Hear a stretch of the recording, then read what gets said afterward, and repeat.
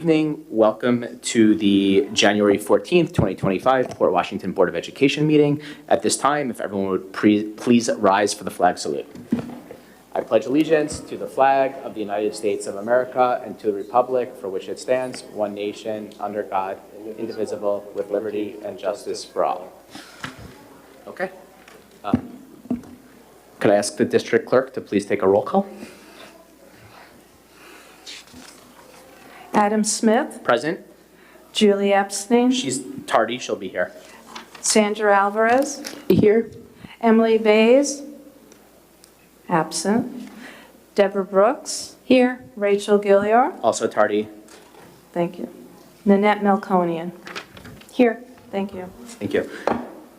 I'd like to make a motion to adopt the January 14th, 2025 agenda. Is there a second? Ms. Alvarez, all in favor? 4-0. The agenda is adopted. At this time, I would also like to make a motion to recess to executive session to discuss collective bargaining issues. Is there a second? Ms. Brooks, all in favor? 4-0. Okay, we will see everybody back here in approximately 1 hour.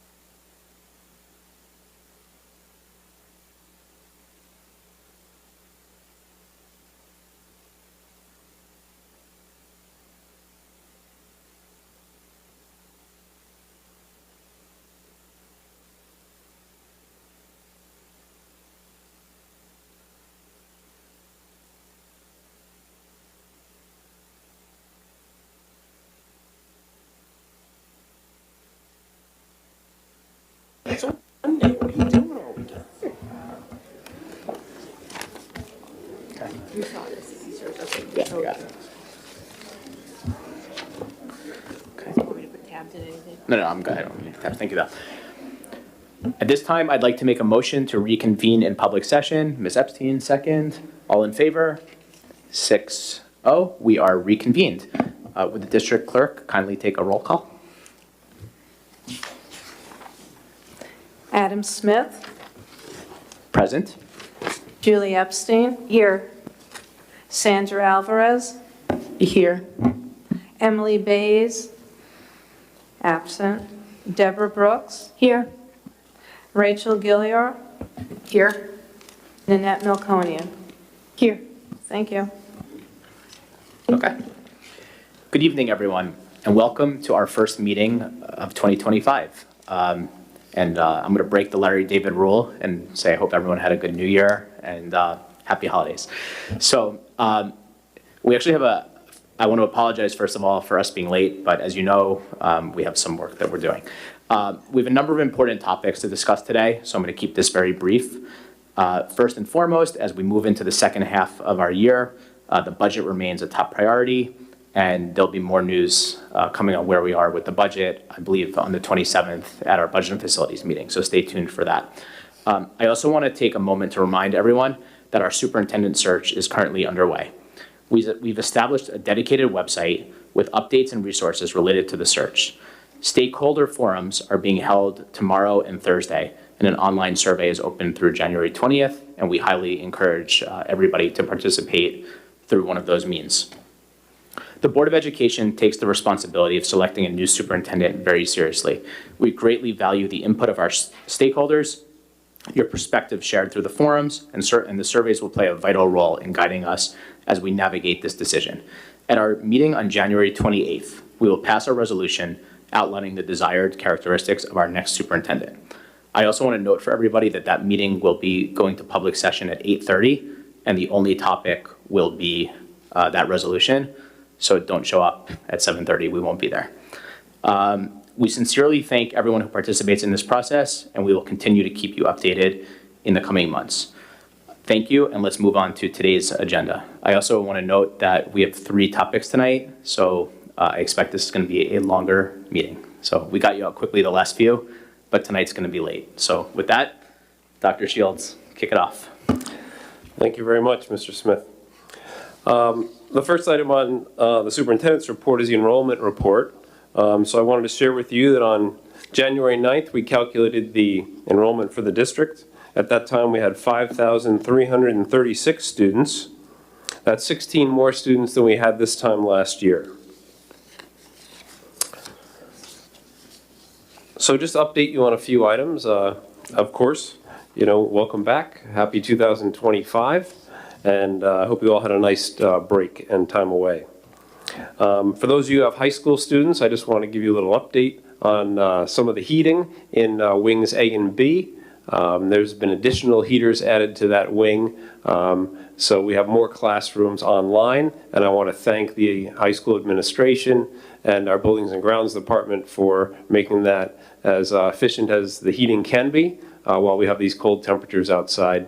The number of classrooms that are offline is shrinking every day. It's 4 classrooms right now, and I'm just pleased to say that a lot of work's been done by the team to get that in place. And we'll continue to stay in touch with the vendor, who's hopefully providing us the long-term solution for the rooftop units, and when we can get those delivered, we'll get those in place right away. But we're in a much better place now with the additional heating in place. I want to thank all of those people here in the audience that attended the conversations with Chris. I've set up a series where people can come and meet with me and hear about what's going on in the district. We had our first one last week where we had a nice attendance, and I appreciated everyone who came out on that very cold evening. The budget development process is well underway.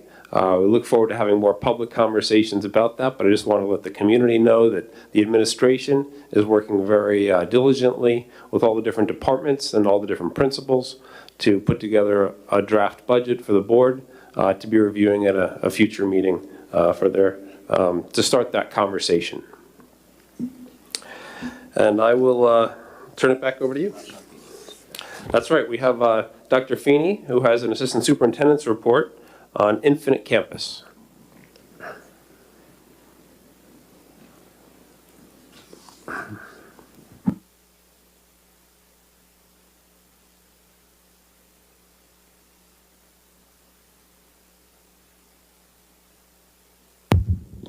Good evening.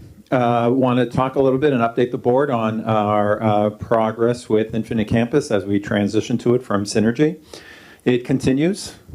Right now we're doing primarily behind the scenes work through the technology department. Some of the activities we have taking place right now regarding this transition include the health data remediation. We're reviewing the necessary third-party integrations, developing the necessary reports that we'll need, and the establishment of the tool rights and the user roles.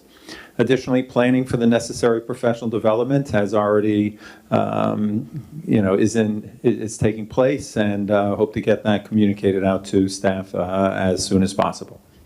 That's our update. Thank you, Dr. Feeney. Okay. At this time, we are thrilled to recognize our students who have received honors from the National Association for Music Education All Eastern Music Festival. I'm going to hand it off to Ms. Melkonian, who's going to read it. Before I do that, anybody who's here to speak, please just make sure you're signed in on the podium because we're going to start calling those names shortly. The Board of Education would like to recognize 2 students for being accepted to perform in the 2025 National Association for Music Education Eastern Division Honors Ensembles.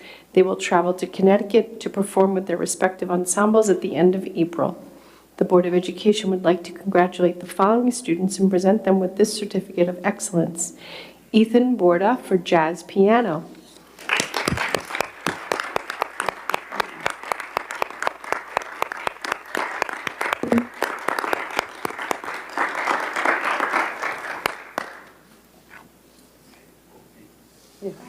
Congratulations. And Maximo Lopez for modern band tenor saxophone.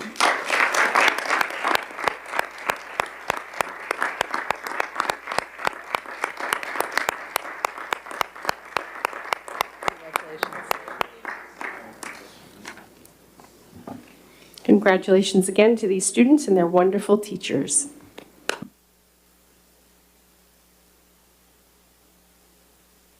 Thank you, Mrs. Melkonian. At this time, we're going to move to our first opportunity for the community to be heard. If you have not signed up to speak, please do so at this time. As a reminder, any questions asked during community comments will be answered in old business at the next meeting. Please state your name, and you have 3 minutes to share your comment. Starting with Allison Carty.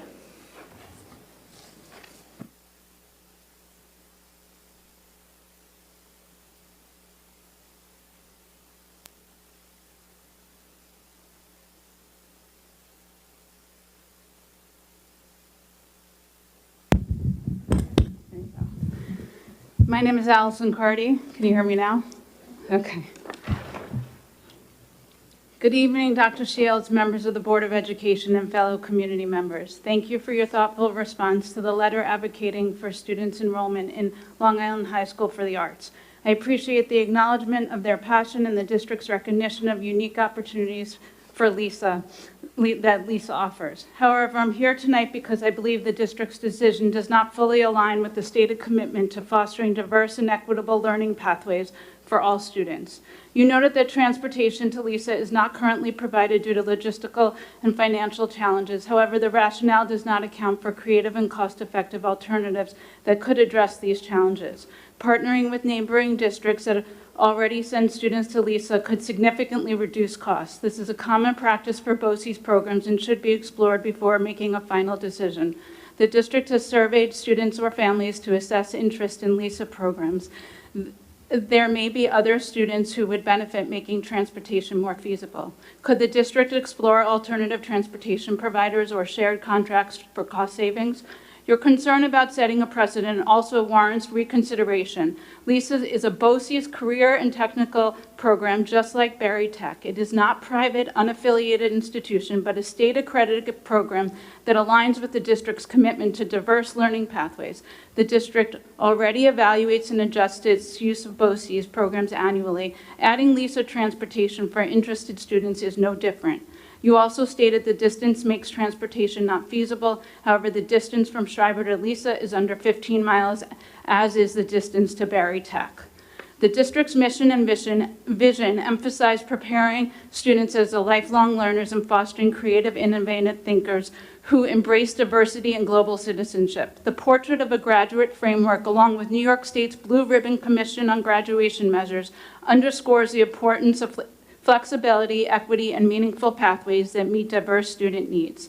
By omitting these qualifiers in your response, it appears the district's decision making it not fully in sync with these proposed overarching guiding principles.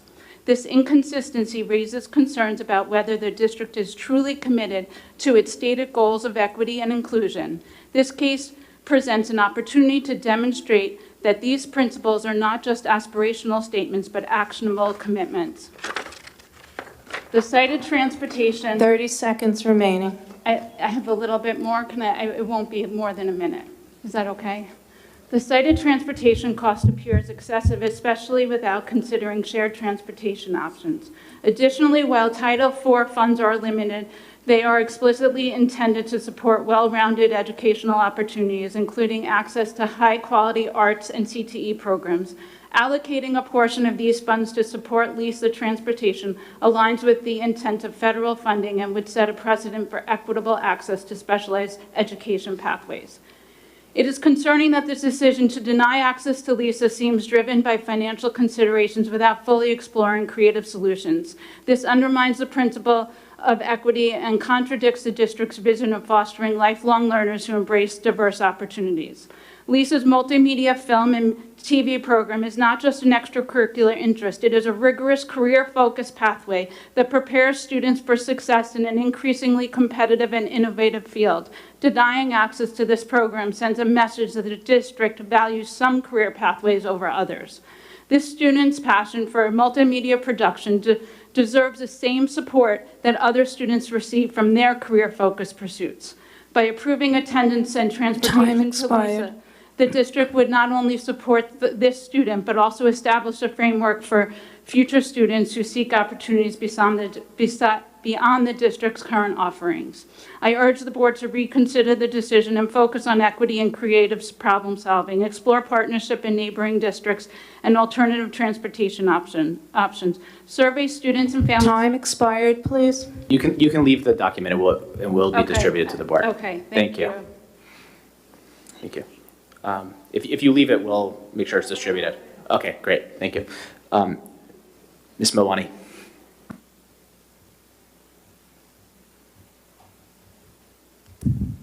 Can you hear me? Good evening, Jessica Milwani, parent of Manor Haven and Weber students. Thank you. Tonight we'll receive a Pupil Personnel Services update, including the latest on the departmental audit conducted in 2023. Thank you for following up on that effort. Close review, reflection, and continued improvement of our district's special education practices is critical, and I appreciate the care with which this effort was undertaken.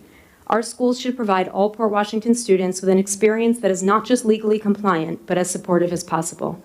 I look forward to hearing how the audit has informed our practices to date and how we will continue to improve the experience of special education in Port Washington for students and families. I would, however, like to note that while this will again be presented as a PPS audit, it was more specifically a special education audit.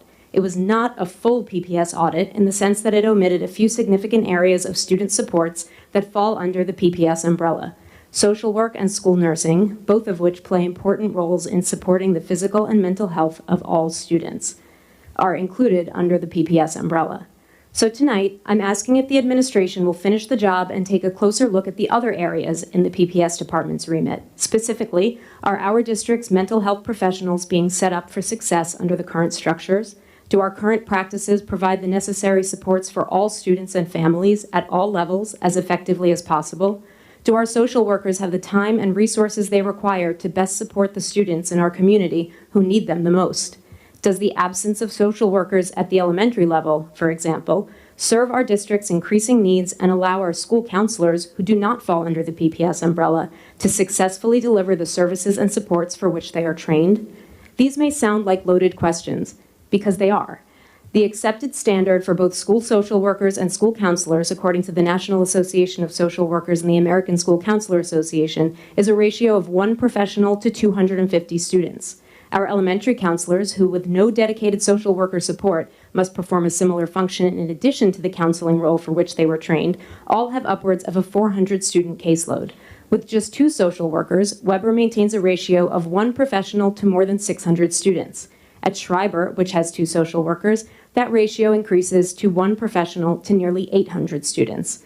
It is impossible to separate the challenges our district's mental health professionals face, even though they fall into different organizational silos. I have lived in Port Washington for almost a decade and have seen the needs of our district's students and families 30 seconds expand and remaining. intensify over time. I would just like to say that I've had the privilege of working with our district's counselors and social workers over the last several years, and they are an incredible group of dedicated, compassionate professionals with distinct expertise and a common goal, which is to help every student thrive, even and especially in the face of adversity.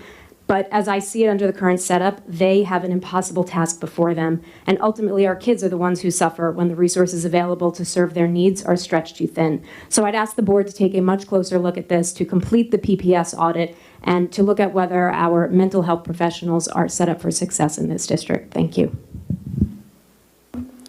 Thank you, Ms. Malwani. Next, we have Nicole Perkins-Plass, I believe it says. Is there anyone else who's here to speak? Because that was the last name. Okay. Hi, thank you for hearing me. My name is Nicole Perkins-Plass, and I'm a parent of 3 children, 2 of whom attend John Day Daly Elementary School, and they participate in the after-school program. I'm here to express my dissatisfaction with the recent mid-year increase in the program costs. We were informed on December 11th via a ProCare message, which is the app that they use, that their prices are increasing over 30%. For the 5-day option, which my son's 10, it was an increase from $500 to $650 per month. That's $150 times 2 kids, $300 a month, 30%, a mid-year increase. And like many other families in this town, we budget for the school year starting at the beginning of the school year, so September to June. It is just an unjustified mid-year increase, which is unreasonable and disruptive to my family's financial home. Additionally, we have faced ongoing issues with communications between the parents, the PWCC staff, the decline in the program's quality, staffing challenges, homework completions, and the list goes on and on. Despite numerous requests for my son to complete his homework in the after-school program, he often returns home saying that he didn't have enough time to do it, or they didn't let him use his Chromebox to do iReady Math. So he comes home at 7 p.m. or 6 o'clock, and he has to then do it 20 to 30 more minutes of homework. There's also a lack of flexibility regarding payments for weeks when schools are not in session, picking our days, and understanding what's going on. In December, there were 13 days of school. They charged us the full rate of $500 a month for 5 days, 13 days when there could have been 20. This raises concerns about where that additional money went and is allocated. And we can't make changes after the 5th of every month. So a parent that is not on a 9-to-5 job and whose schedule changes every 6 weeks and they don't know will have a lack of flexibility in their after school. When I inquired about the reason for the fee increase, I have yet to receive a response from anyone at the PWCC. No transparency and no accountability. And our inflation rate is at 4%. Why are we getting a 30% rate increase? I request the following to be addressed within the next meeting or even this meeting. Was this increase approved by the school board? Did they even know about it? Will the after-school program go out for an RFP this spring, given this price increase? As other school districts in Nassau County offer after-school programs at half the cost. And what other measures are being taken to ensure there's more oversight in the program? I thank you for your attention to this matter. I will send you an email copy of my speech, sorry. Thank you. Okay. No further speakers? Thank you. Okay. At this time, we're going to move to our discussion item. Our first discussion item is item 10.1, which is regarding instructional technology. And I believe, Dr. Shields, you were going to give a little setting the context of what tonight's conversation is about. Yes, absolutely. I want to first thank Ryan Maloney and Jackie Gilmartin, who are here to do the presentation. For the audience, I just want to put this in a context for you. The board has been asking that we explore this topic in a more thorough and deep way to inform the public on what exists in our technology realm, of what kind of devices are being used, what kind of software is being used, how is it approved. Those are the types of questions that Ryan and Jackie are going to discuss with you this evening. I want you to understand that this is really part one of the conversation.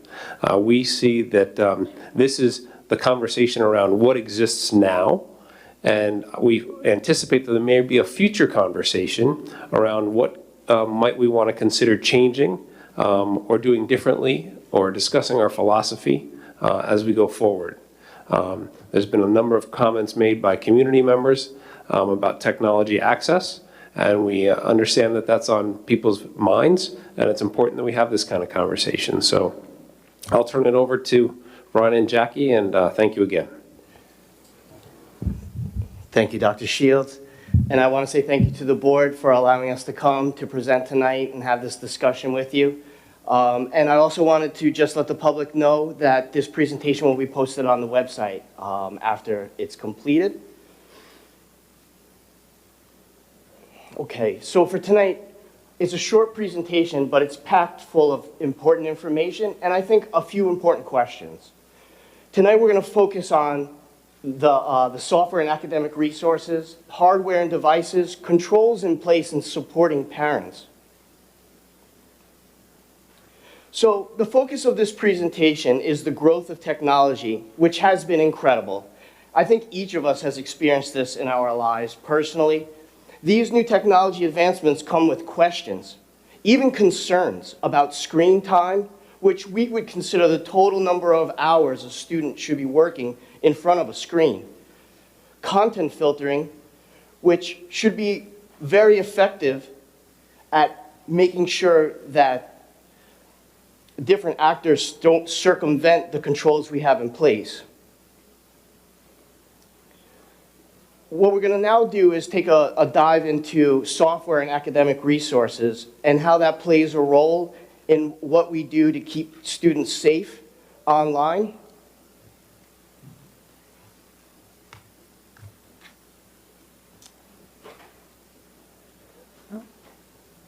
There we go. All right. So while instructional software has been available for teachers for many years, the response to the pandemic required a new hardware and software solution. The software selection process has used pilots, surveys, and necessities of time, especially during the pandemic. All software that's purchased by the district is renewed annually through a series of usage reports. Additionally, the district stays compliant with all New York State and federal data protection, privacy, and data security. The district is audited annually by the New York State Controller, the internal and external auditors, and Homeland Security. Software is considered a tool for teachers to support learning needs. Teachers are provided professional development on resources, allowing them to select appropriate tools to support classroom instruction. All software is evaluated for use by building administrators for instruction appropriateness, while cross-referencing additional data sets and compatibility with district devices. All district-approved software is listed on the district website and is available for parents and the community to view.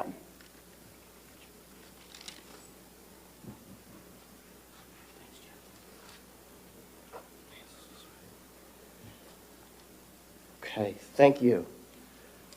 So next we're going to move on to hardware and controls. And it's important to note that device use is not prescribed. That for Port Washington, one size fits all for students, teachers, content area, even course levels is not the approach, but rather a tailored approach, understanding each student, the course, or what teachers need to effectively respond to student needs. Response to the pandemic increased screen time for all students. This is a statement that we can all agree on. Teachers and administrators are in a pedagogical conversation about a better balance between thinking and working independent of a device and using a device as a tool to ready students for college and careers. So it's very important, it's very important that we make that distinction.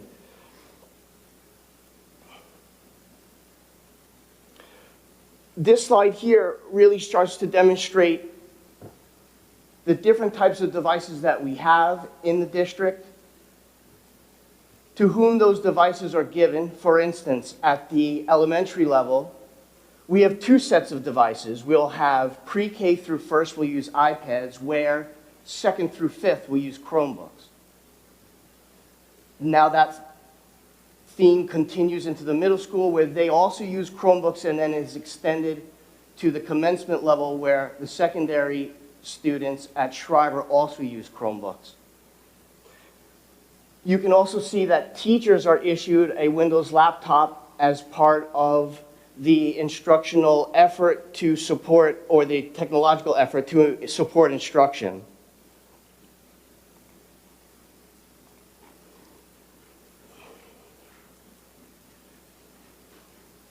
The Port Washington Unit Free District has remained a leader in cybersecurity and student data privacy, using cutting-edge technology and partners to protect the district, such as Homeland Security, FBI, a company by the name of CrowdStrike, you might have heard of them recently, NASA BOCES, of course, Switch Technologies, and internal and external auditors. The district is compliant with or exceeds the expectations of both federal and state laws. All district devices have a filtered internet connection.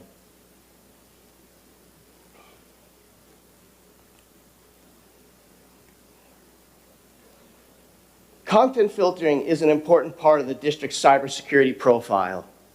Here in this slide, we talk about new technologies and websites are developed to circumvent traditional content filters. So what we have is a cat and mouse game. This game has been played for decades. I've been a director for 4 different districts for over 20 years, and it's a cat and mouse game we've played throughout my career. But there's an interesting distinction that has happened in the recent 5 years, I would say, 5 to 6 years, is that the sophistication of the tools that these actors have to circumvent content filters has really progressed to such an impressive level, if we could say it that way. And so now we are in a position where we have to look for new tools. The IT department is focused on, very specifically, more control over device accessing the internet, more control over the content, and methods to stop use of proxies and VPNs, and more data on usage for devices after school.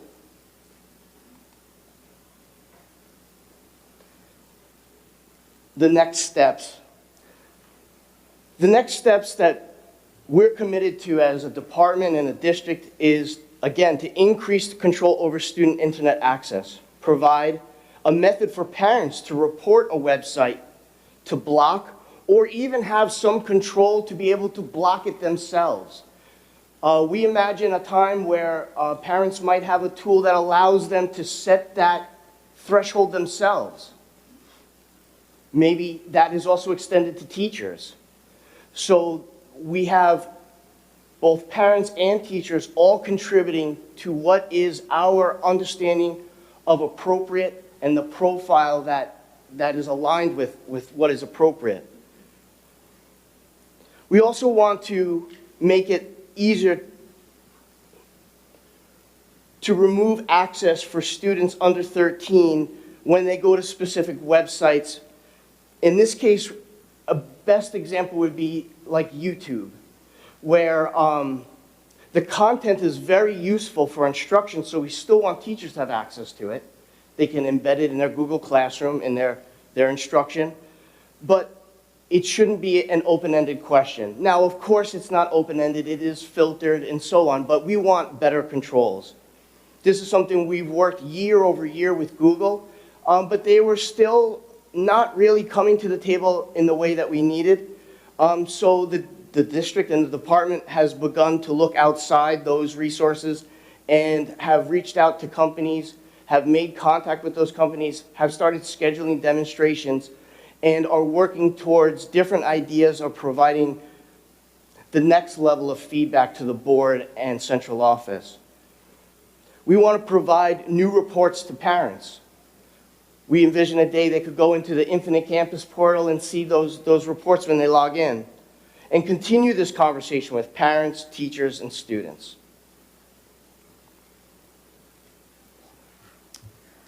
On our district website, you will find that we have some resources for parents to help support them in using technology with their children. So while we've always had resources on the district website, we found that during the pandemic is when a lot of this really came to flourish, and we have been continuing to support and grow this page with the changing needs of the world that we're in right now.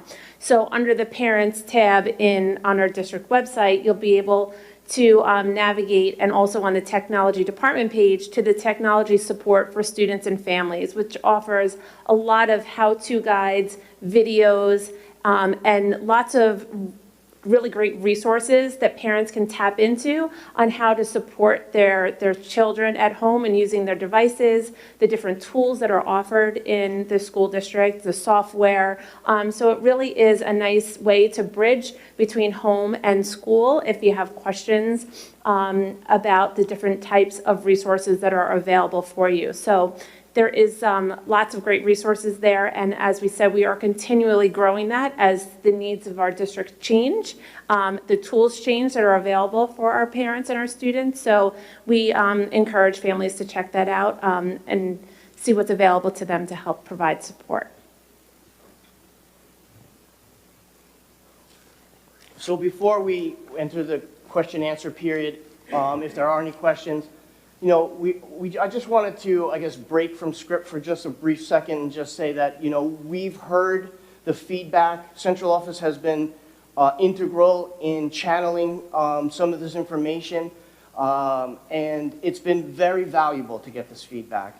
We do, I think, a great job of listening to the needs of teachers and students, administrators, but it's often a little bit more challenging to hear what's happening at home.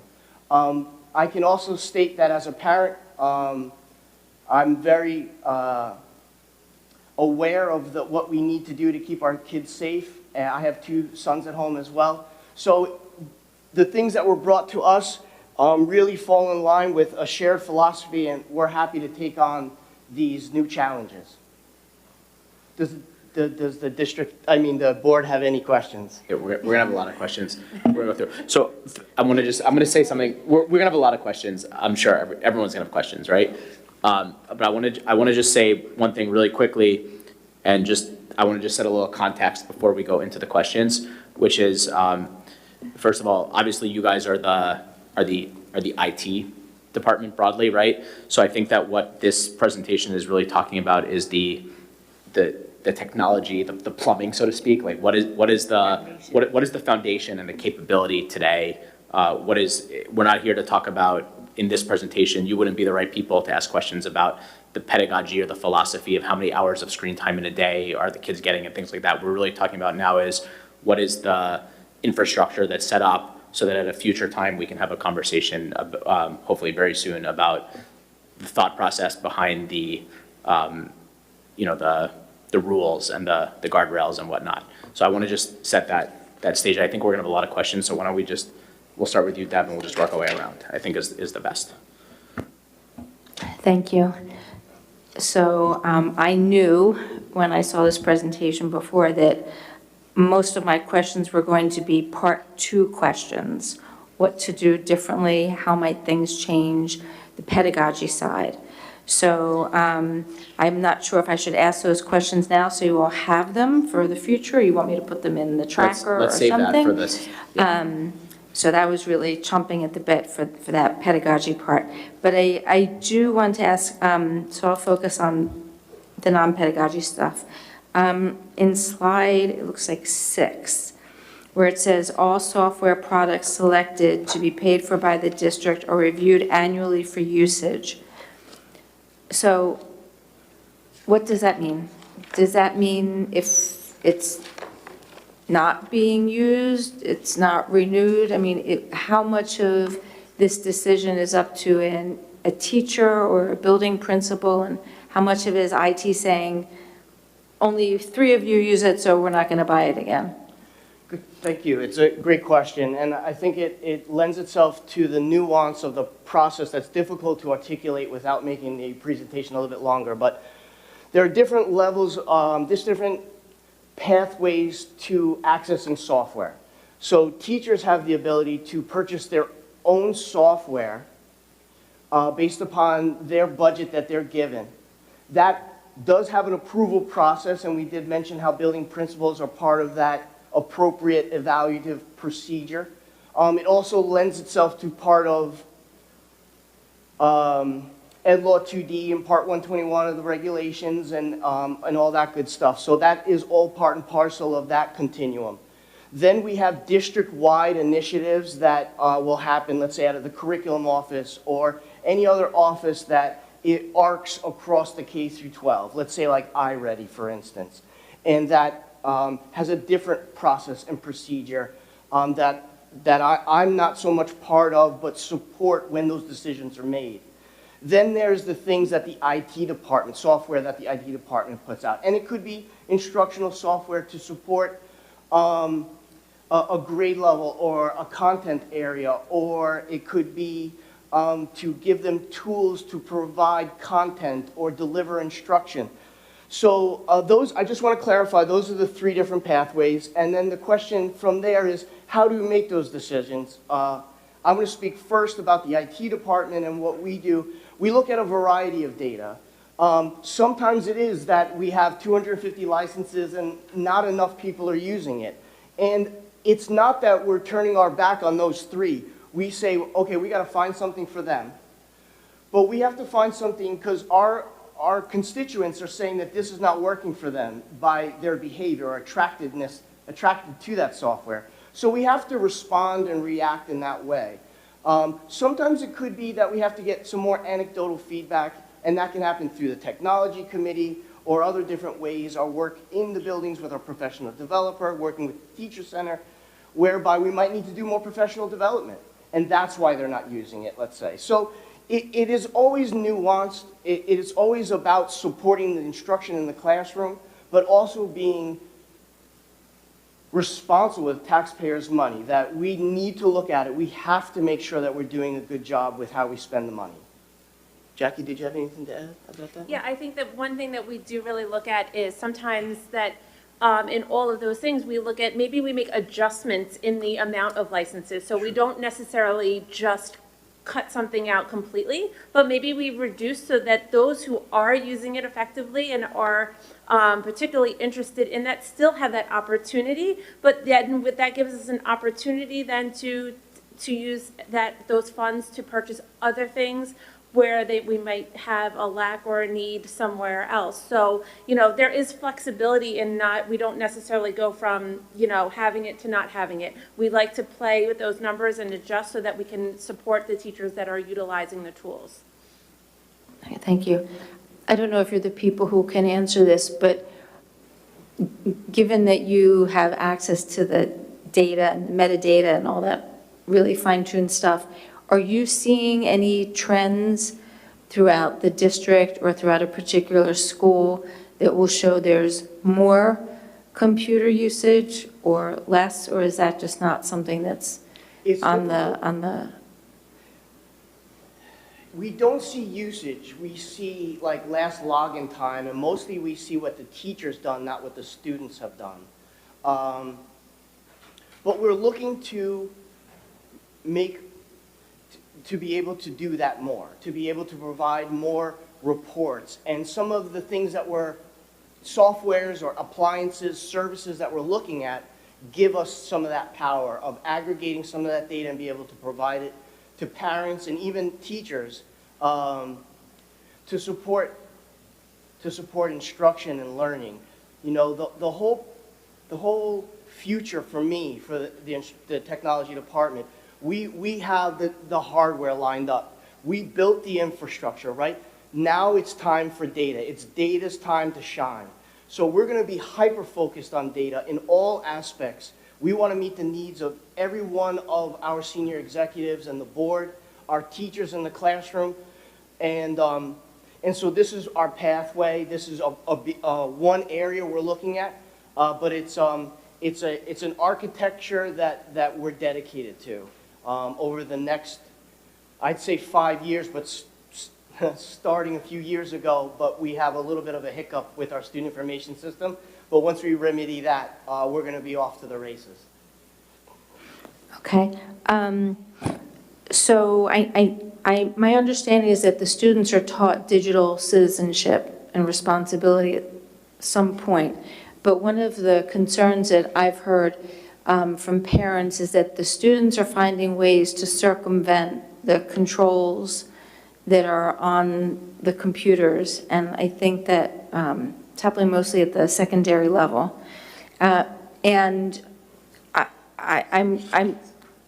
I think it's compounded by the fact that I've heard there are teachers who are signing, for example, YouTube videos. And so the kids are allowed access to YouTube, and YouTube is a very vast universe.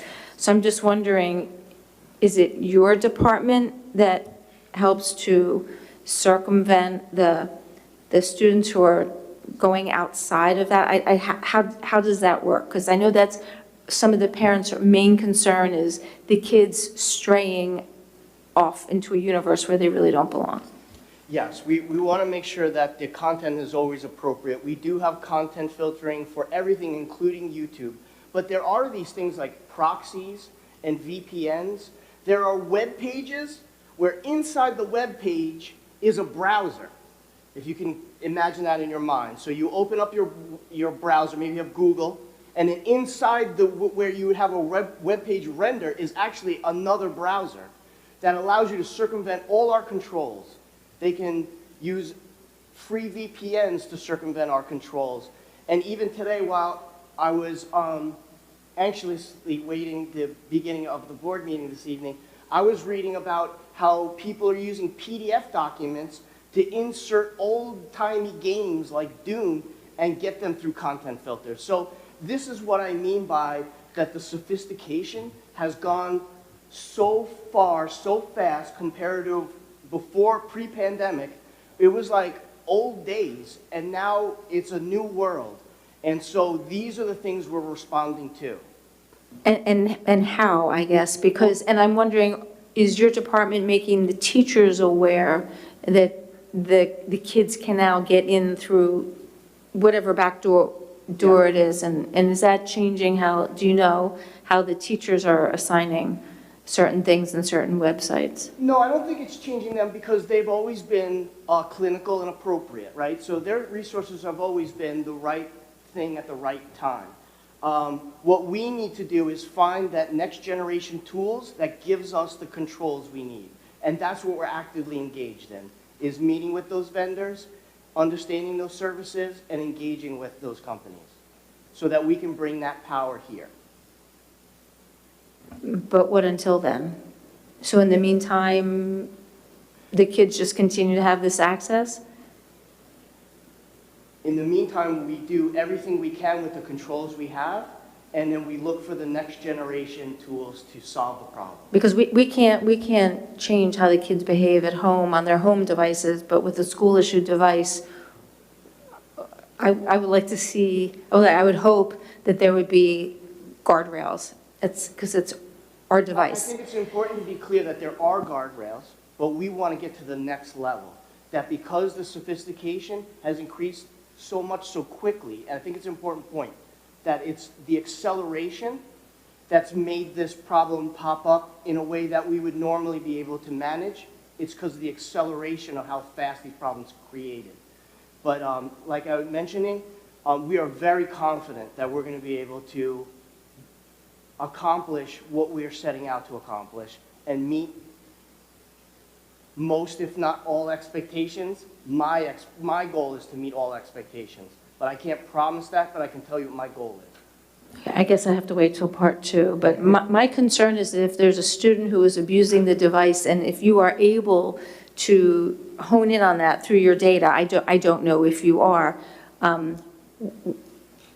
what then, there has to be, it's in the code of conduct, right? So there, but I just didn't know how your department was interacting with the teachers or the parents to say, this device is clearly being used for X and it's not appropriate. If there's a malicious component whereby they're going to bring a problem, something malicious into our network, then yes, bells all over the place.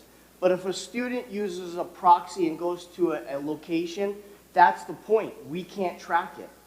But we do work with all our teachers, and we do have a technology committee that we meet monthly with, which is populated with teachers. So we do have these ongoing discussions, and we are working with building administration, chair people, again, district office, as well as parents, and taking that feedback. You're welcome.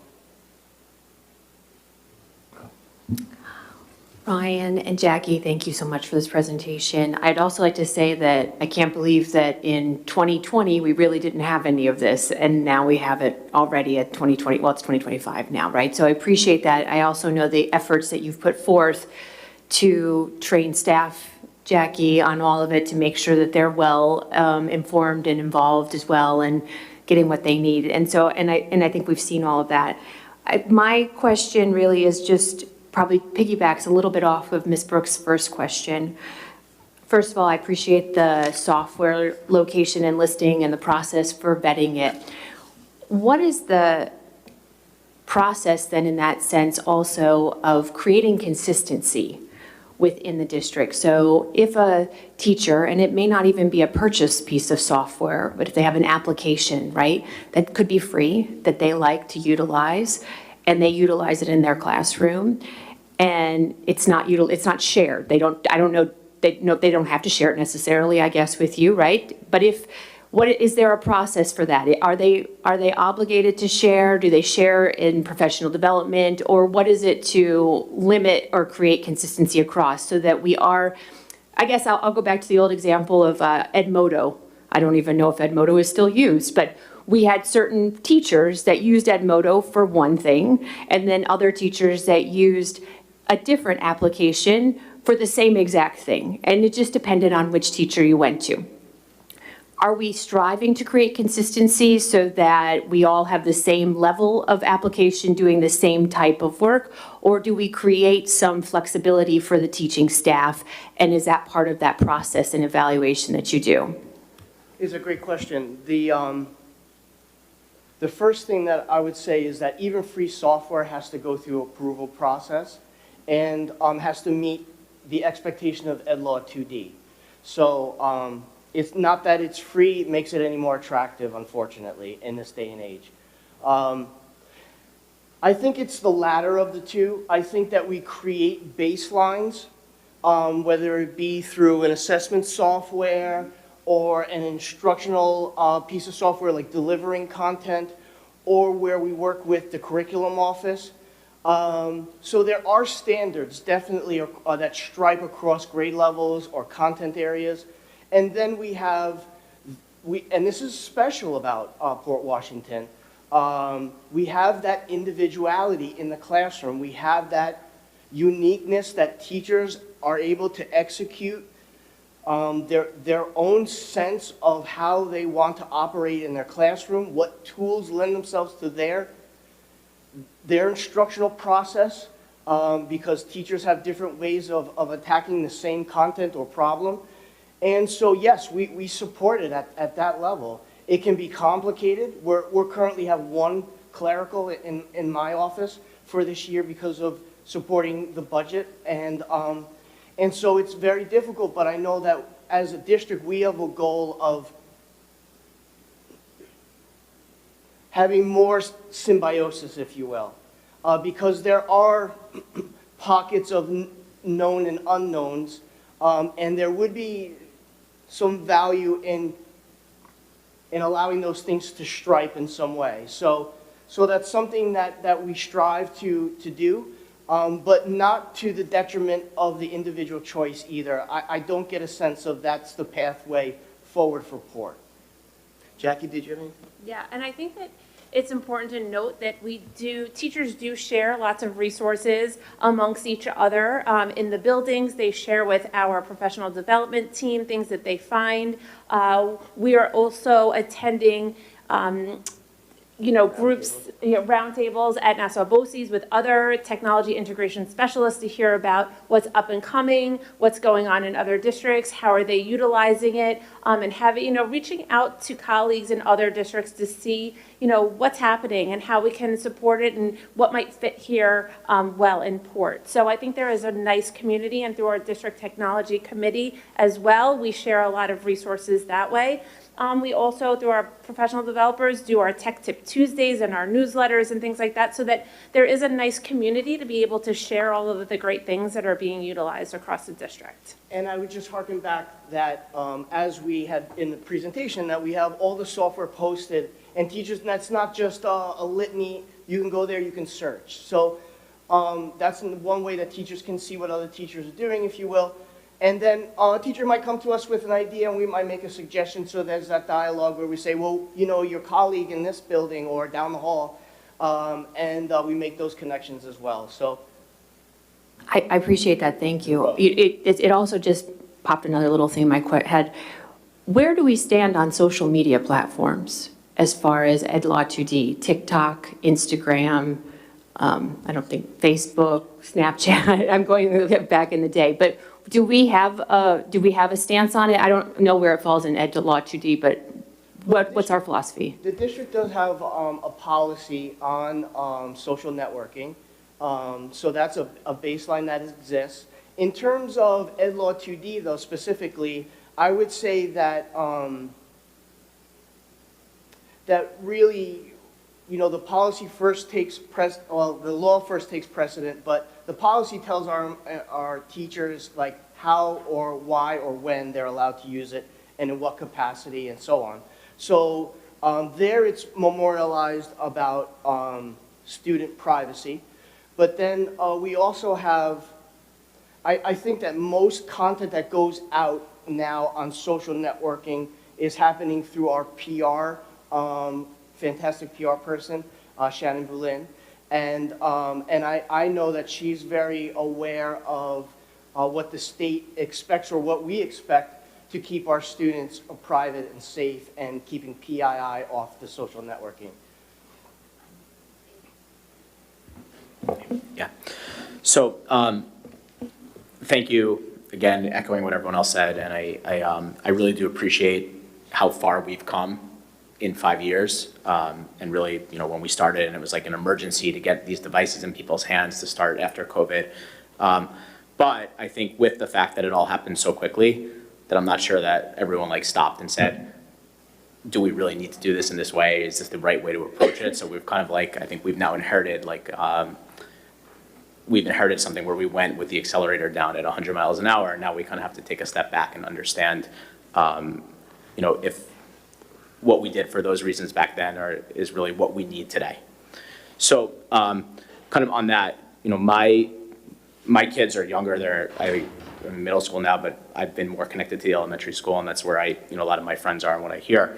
And I'm not sure that, the big complaint that I hear from a lot of parents and frankly from teachers is that the devices that are issued to the kids are, other parents don't necessarily understand how much those devices are able to access, meaning that those really are gateways onto the internet with very limited, it seems ostensibly very limited controls.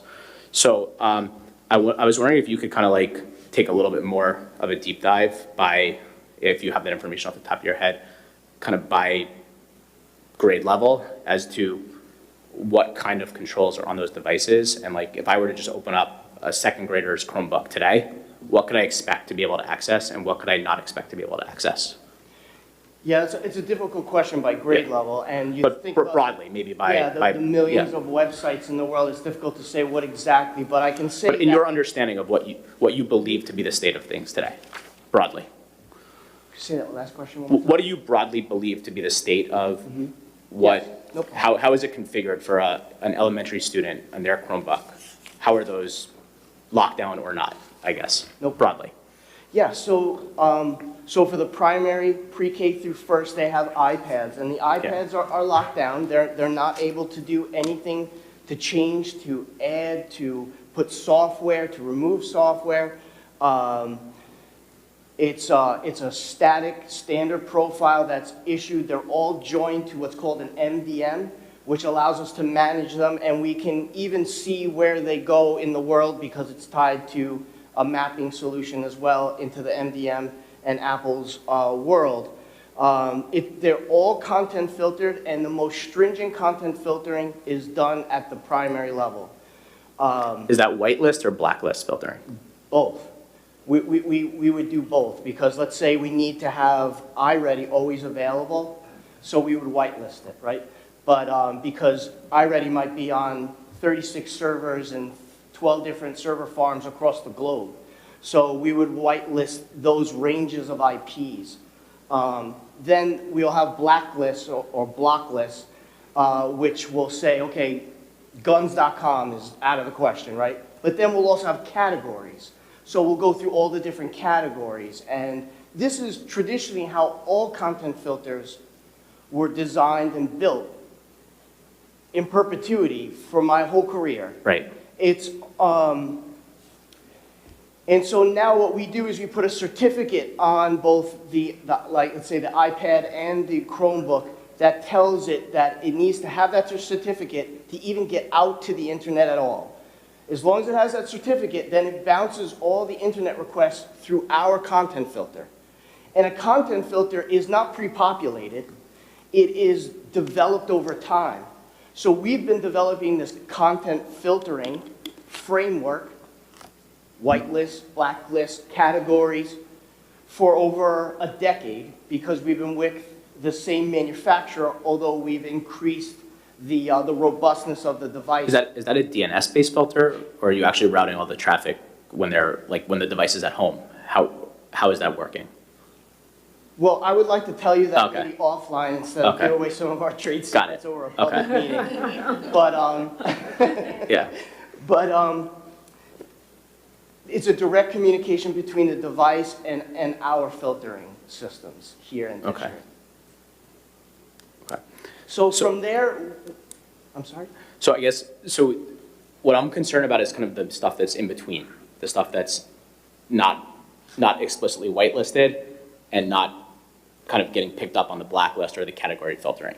And that's what I'm trying to understand is, can we further lock down these like primary and elementary devices so that they're really like on a true like whitelist only model?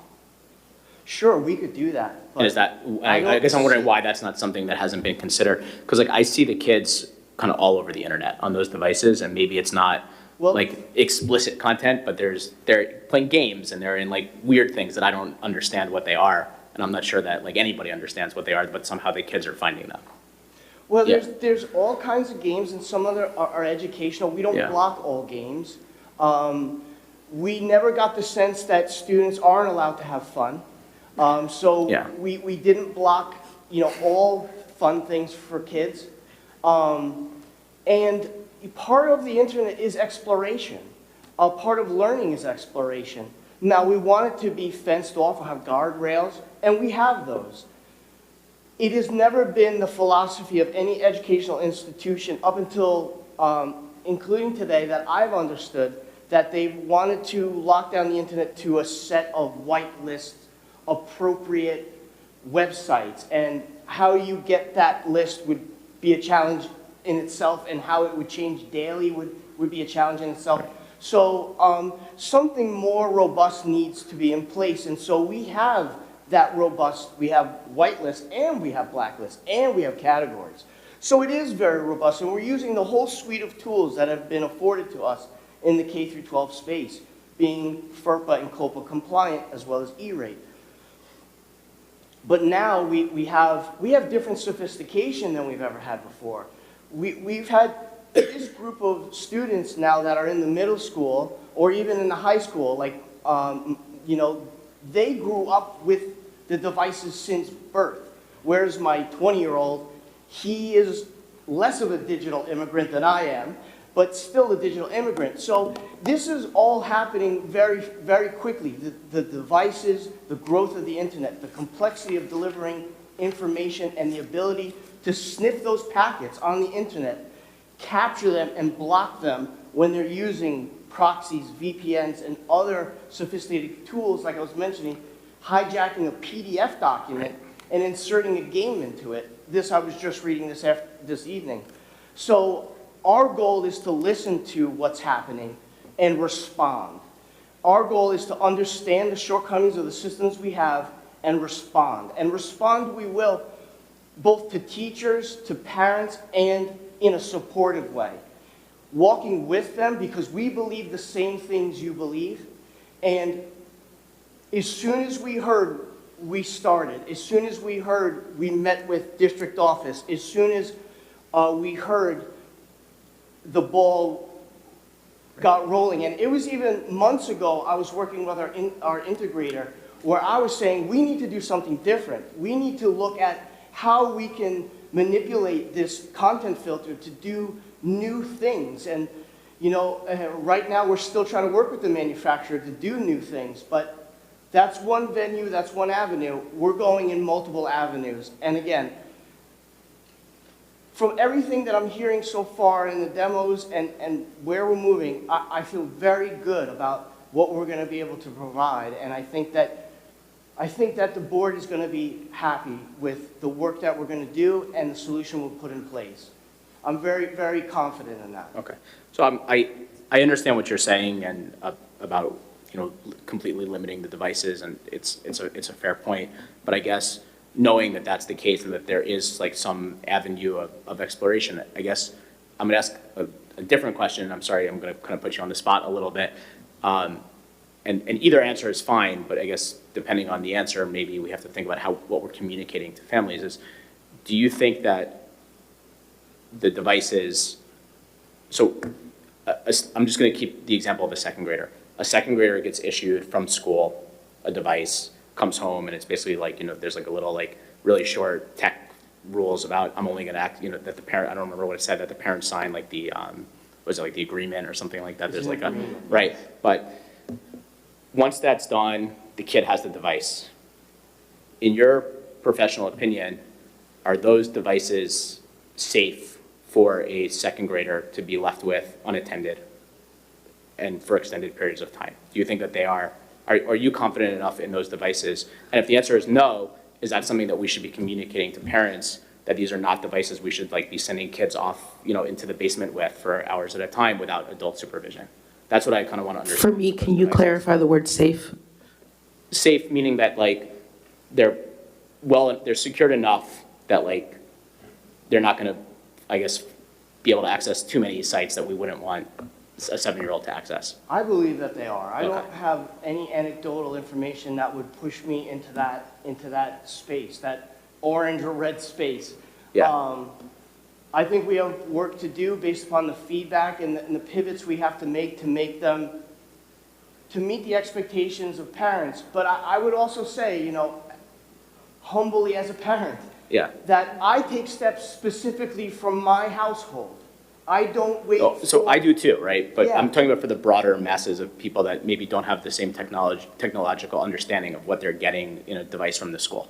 That's Sure, Yeah. and specifically to that question, I believe that these devices are safe, that they're reliable, but I would never just blindly let any child use a computer without adult supervision with some bookends. I mean, that's just being an English teacher Right. and a parent. So then my follow-up question is, do you think that we're communicating that well enough to parents who might not be as educated about these devices? Are we communicating to Yeah, no, I'm asking parents? broadly. Yeah. Are we communicating, I just want to make sure I understand the question. Yeah. Are we communicating to parents what type of supervision they should provide their students at home when On a school the issued student device. brings a device home. I'm just asking. That's Or what I'm any trying. device, for that Yeah. matter, that they have in their household. Right. Right, because they have a family computer or their family laptop, right? Right. Okay. I don't know that we've been in the position to tell parents how to operate in their homes. I don't know that before the pandemic or after the pandemic, that was an expectation that was clearly communicated that we needed to take on. So I would say at this point, no, that hasn't been part of our wheelhouse. Okay. Thank you. I'm going to yield. I'm going to give this to Rachel. Rachel, before you go, I just want to say that that's part of the philosophical conversation that I think we need to have at some point, Well, no, right? This is about the plumbing of the devices. Yeah. Right, but I'm saying the role of the school district in telling parents how to supervise. But we're issuing the devices, so we have I a certain understand. responsibility that we wouldn't have on the family computer.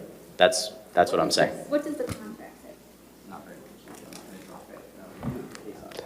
So I think there's going to always be more work to do because the ground is always moving underneath us on what kids can do on the devices. So And I think that's an ongoing conversation. Sophistication is always increasing as well. I mean, It is. what kids can do now, they couldn't do 5 years ago. They're just becoming better technologists, you know, and I applaud them, but. Yeah. Thank you. I know it's a hard question. Yeah.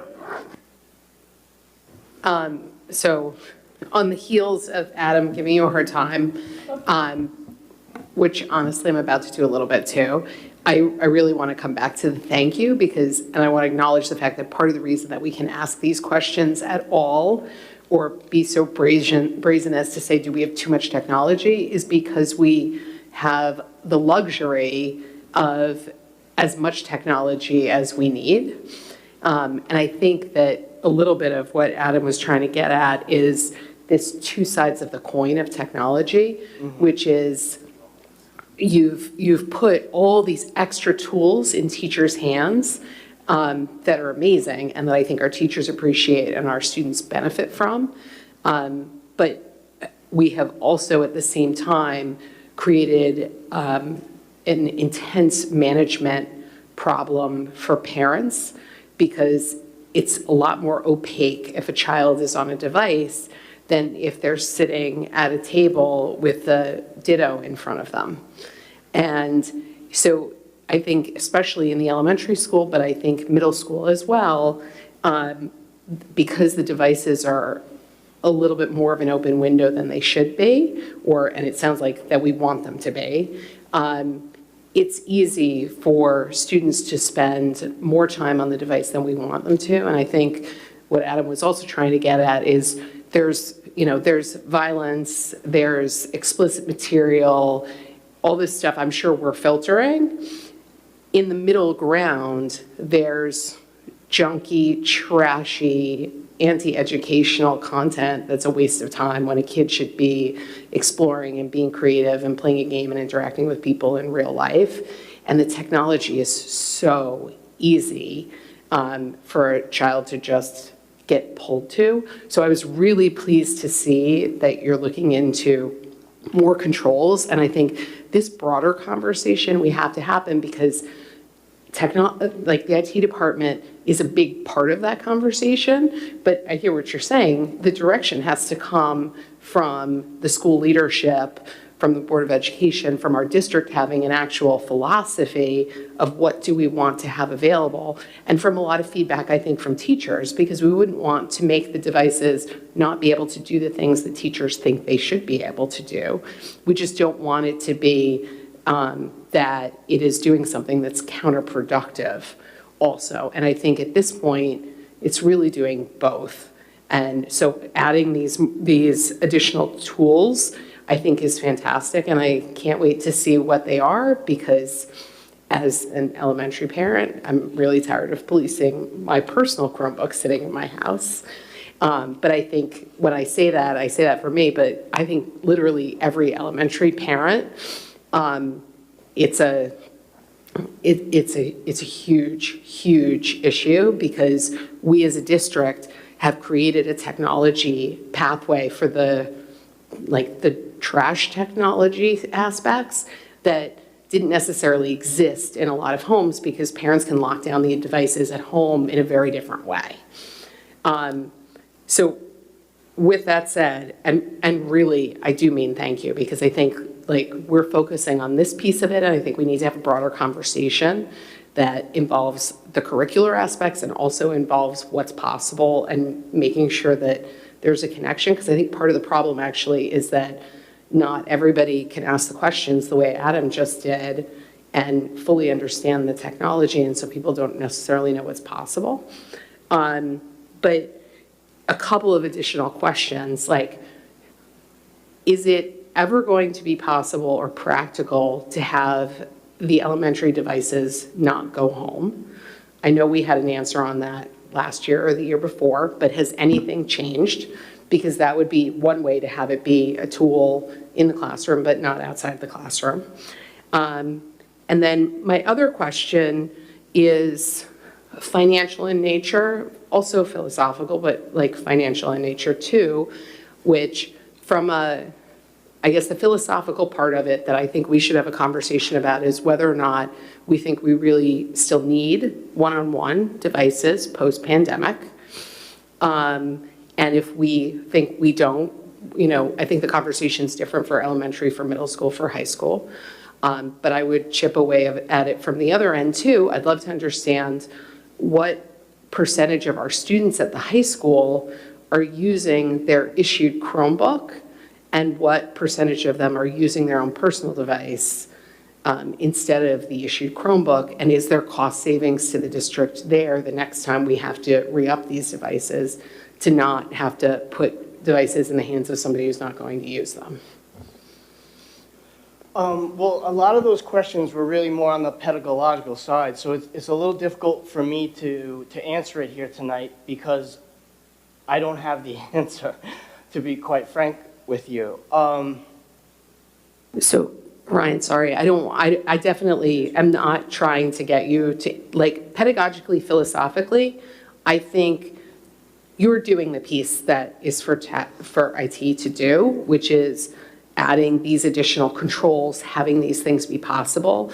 And I think there needs to be more communication between IT and between like our curriculum side of things to figure out how extreme do we want these limitations to be.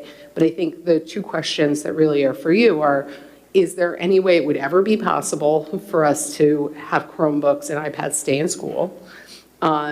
And also, what percentage of students are not using their issued devices at the high school, which I understand is the only place they can do that, I think. Yes, they have access to what we call the BYOD. Right.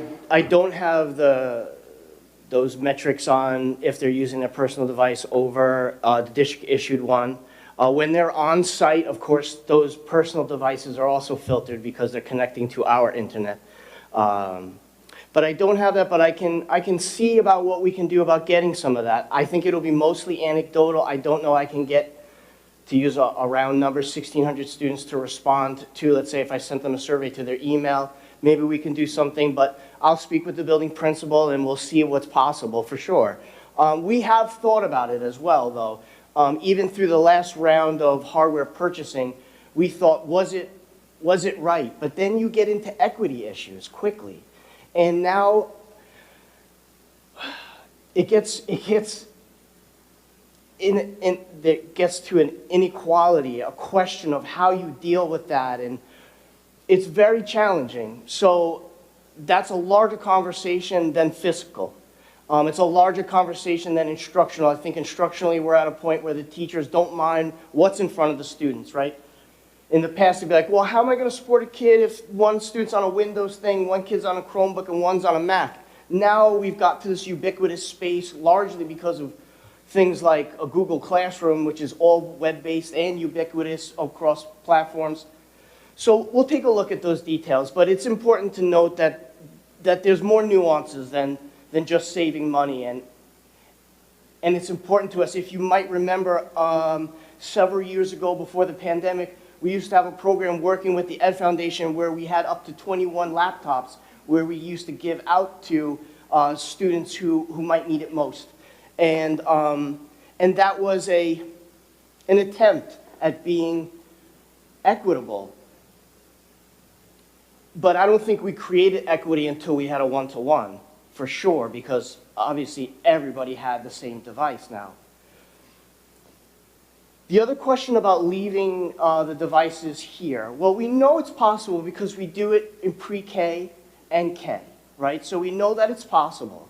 The question is whether it's about student physiology and carrying these devices at what age, or it's about do they need to work on the computer every day as an instructional pedagogical, or if content can only be delivered in a specific way that deems that a device is necessary. But all these things are levers and controls that I think that we're grappling with. It seems, when we say 5 years ago, it was a long time ago, but for us it feels like it happened yesterday. For us it feels like we're still getting our sea legs from the pandemic, from being a one-to-one, from all the influx of software and responsibility and data.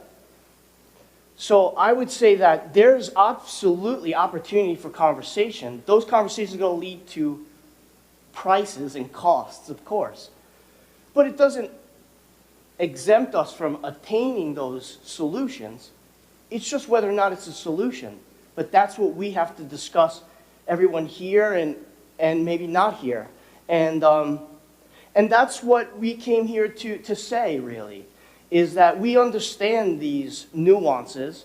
We are engaged in the solution, but we don't have all the answers just yet. Thank you. I'm glad you mentioned that example of, I think it was the couple of years right before the pandemic where you worked with, I believe, the Ed Foundation to fund a certain number of laptops, to put laptops in the hands of juniors and seniors. Mm-hmm. And I'm glad you mentioned it because I think it's an example that really highlights how far we've come in technology in this district for such a short period of time, because at the time, that was a huge amount of money and a very big deal because you were putting devices in the hands of students who really, really needed them, right? Juniors and seniors in high school need a device at this point, who otherwise didn't have them. And I definitely would never, ever argue that we should go back to a time where we just told our high school students, bring your own if you have something and otherwise don't. I'm just wondering if equity means putting a Chromebook in everybody's hands, or if equity means finding out who needs a computer and who doesn't, and putting a computer in the hands of anybody who needs one. But that is a broader conversation. And again, the amount IT has grown here in terms of hardware, in terms of software, in terms of the amount of people who work in IT, in terms of the number of devices that you're serving, is tremendous. And I think overall the students have benefited, and we're grappling with the same issue here that the world at large is grappling with, which is how do you protect children who are too young to make their own sound decisions about how much time they should spend on a screen and what they should be looking at on that screen. And I think that's the continuing conversation we have to have. And I appreciate that you're really already having it within the IT department and figuring out how to make what we do better. Absolutely, thank you.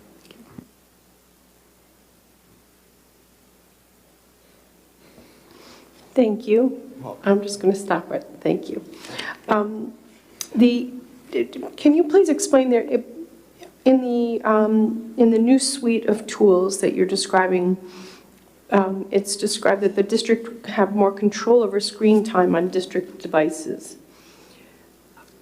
Does that kind of require that we have that philosophical conversation around screen time and what's developmentally appropriate? Because otherwise that doesn't get applied.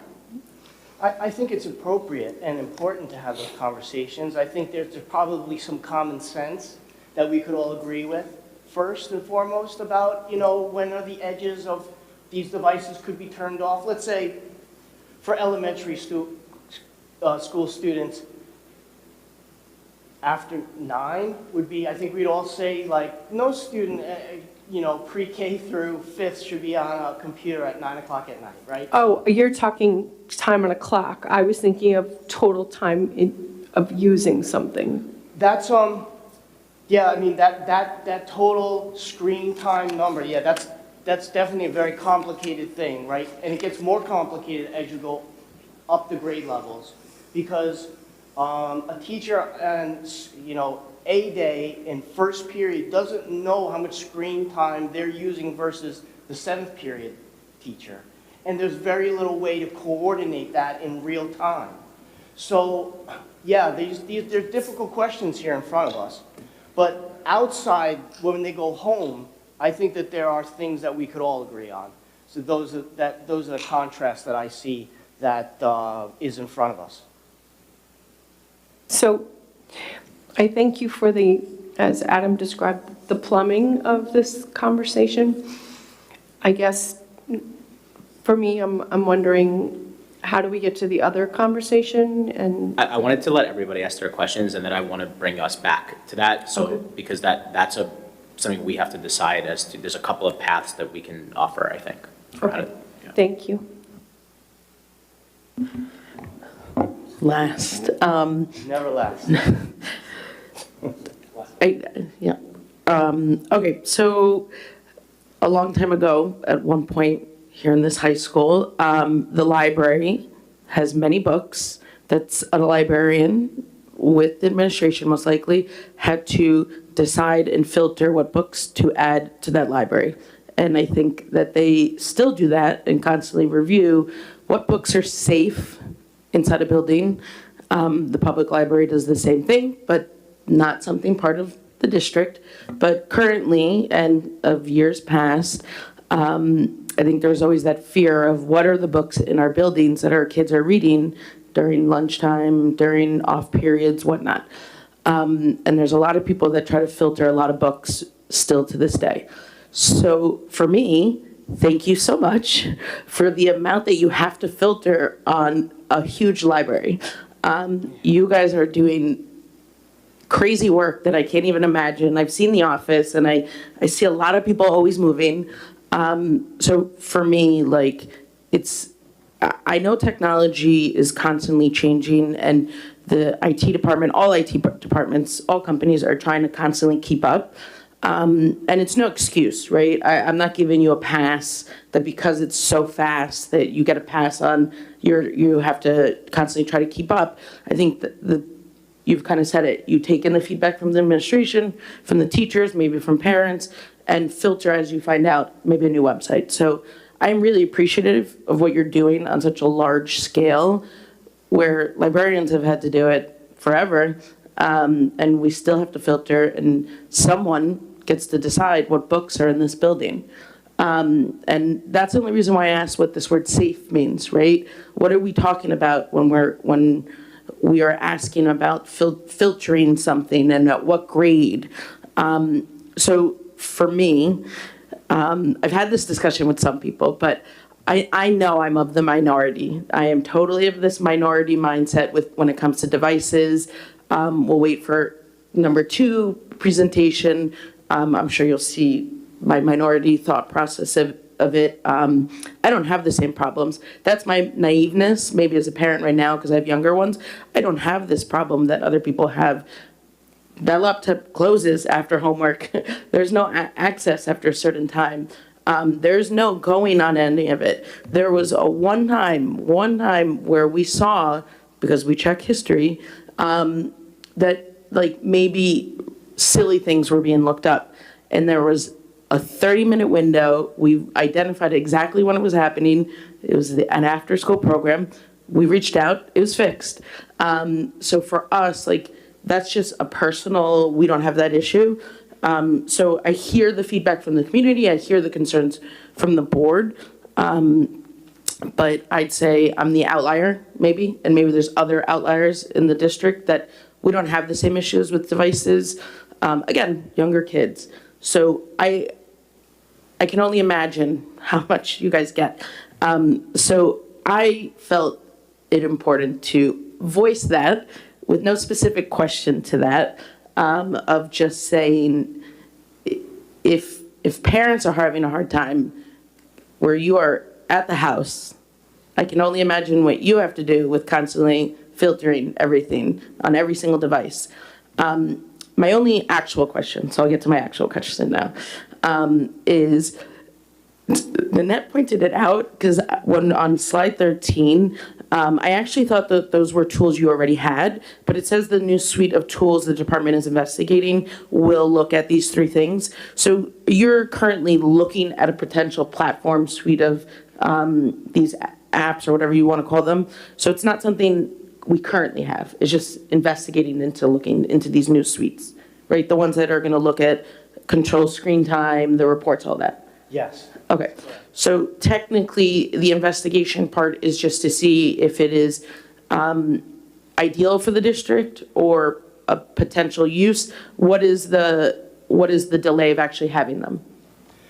Yeah, it's finding if there are even tools that can do these things. Okay. Because traditionally, content filters didn't have the power to perform these functions.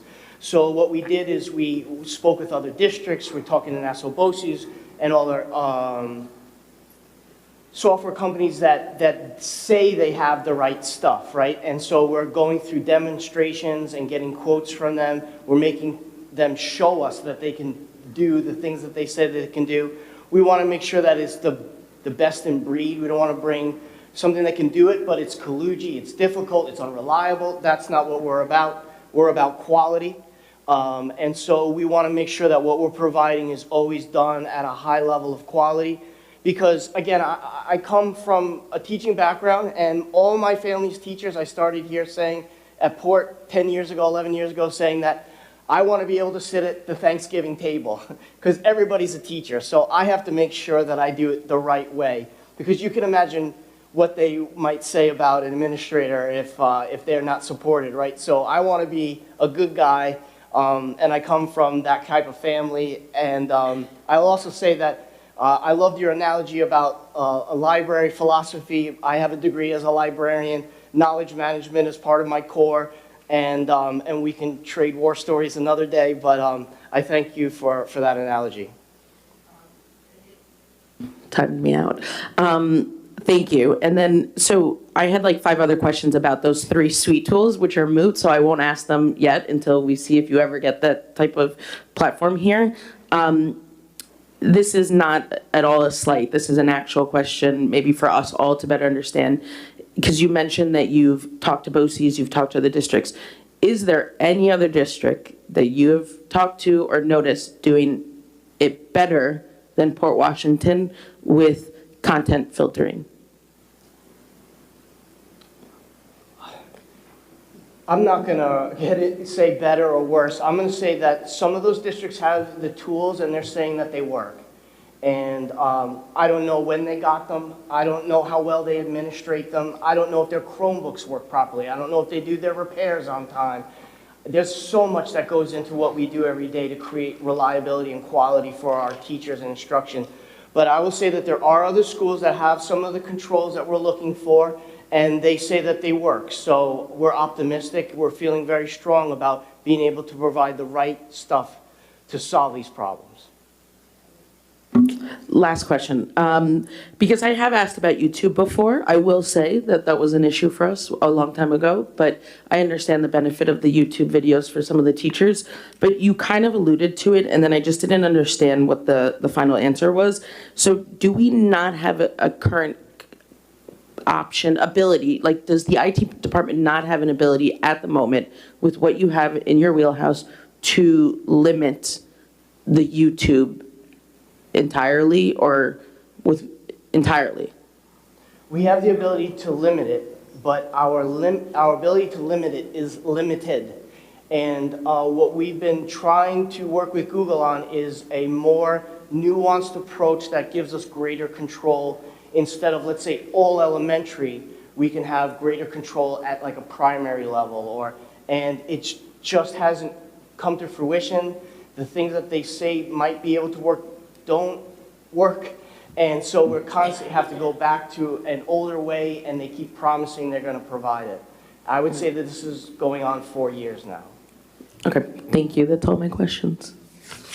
And I just want to clarify one thing, Sandra, and just because if you didn't understand, maybe everyone who was listening didn't understand. When I was asking about a safe device, it's not to suggest that we don't have good enough filtering, that like the devices aren't like safe. It's more that I want to make sure that the community understands, and particularly the parents of kids 13 and younger, that these devices that we're sending home are really devices that have pretty much full access to the internet, short of, maybe some very explicit things that are being shut out of the content filtering, but with all the workarounds that you even described in the beginning with proxies and VPNs and in-browser, I just want to make sure that people understand that these devices are not like just limited to like Clover and the few apps that we've selected that are on the website, that these devices can access much more broadly than what is on the list on the website. And is that a fair statement?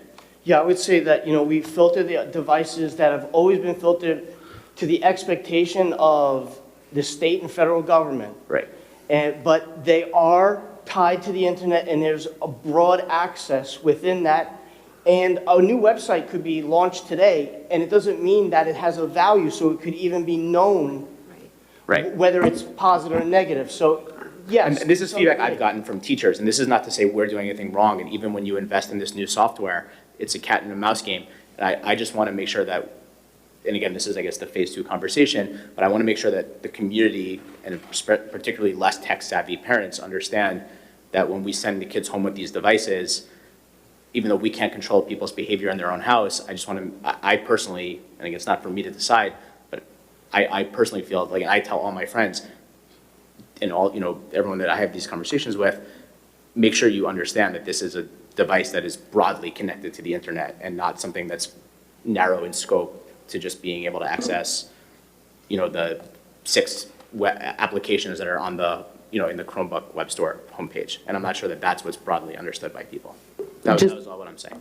Just to then, and the reason I asked about the word safe, because that is such a broad word of the word safe. Yeah. But for me, with,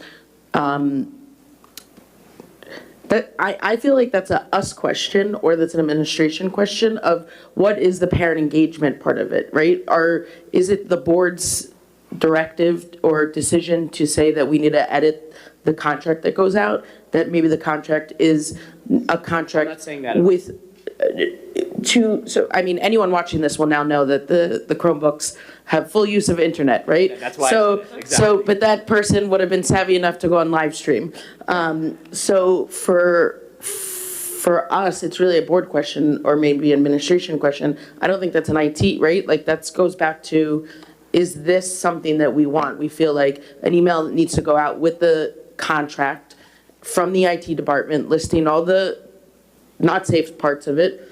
And that's really where I was like, a lot of our questions tonight were very broad questions. Like, in fairness to the IT department, it was really broad, very difficult. Again, that's hard. I know it's our job to ask those difficult questions. They had good answers. Yes, very good answers, and thank you for being patient with us.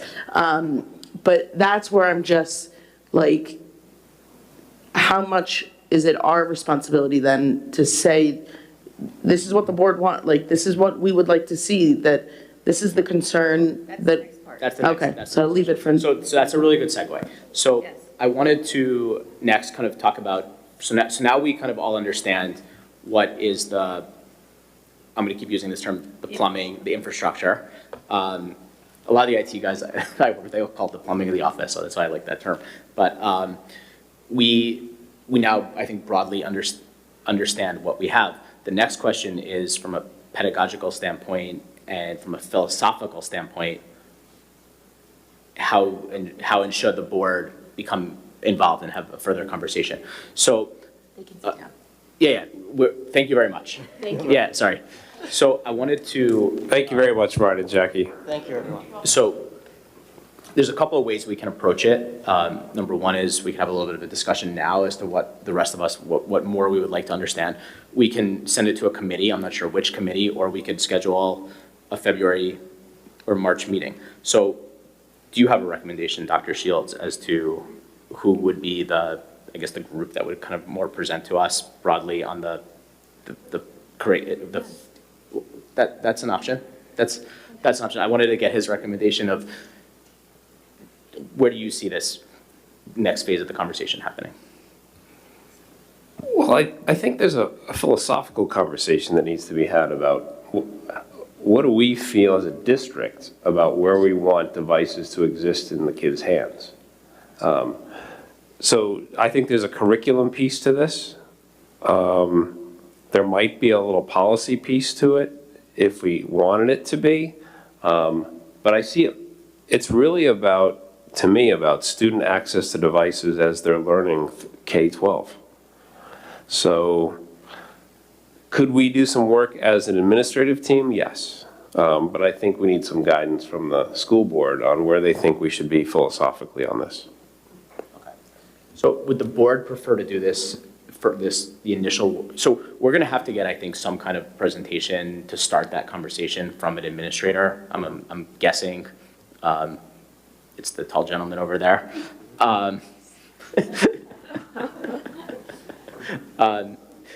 But I think we're going to need somebody to kind of ground and frame the conversation for us as to, how the educators look at it. Maybe there has to be some conversation with those groups as well before that presentation.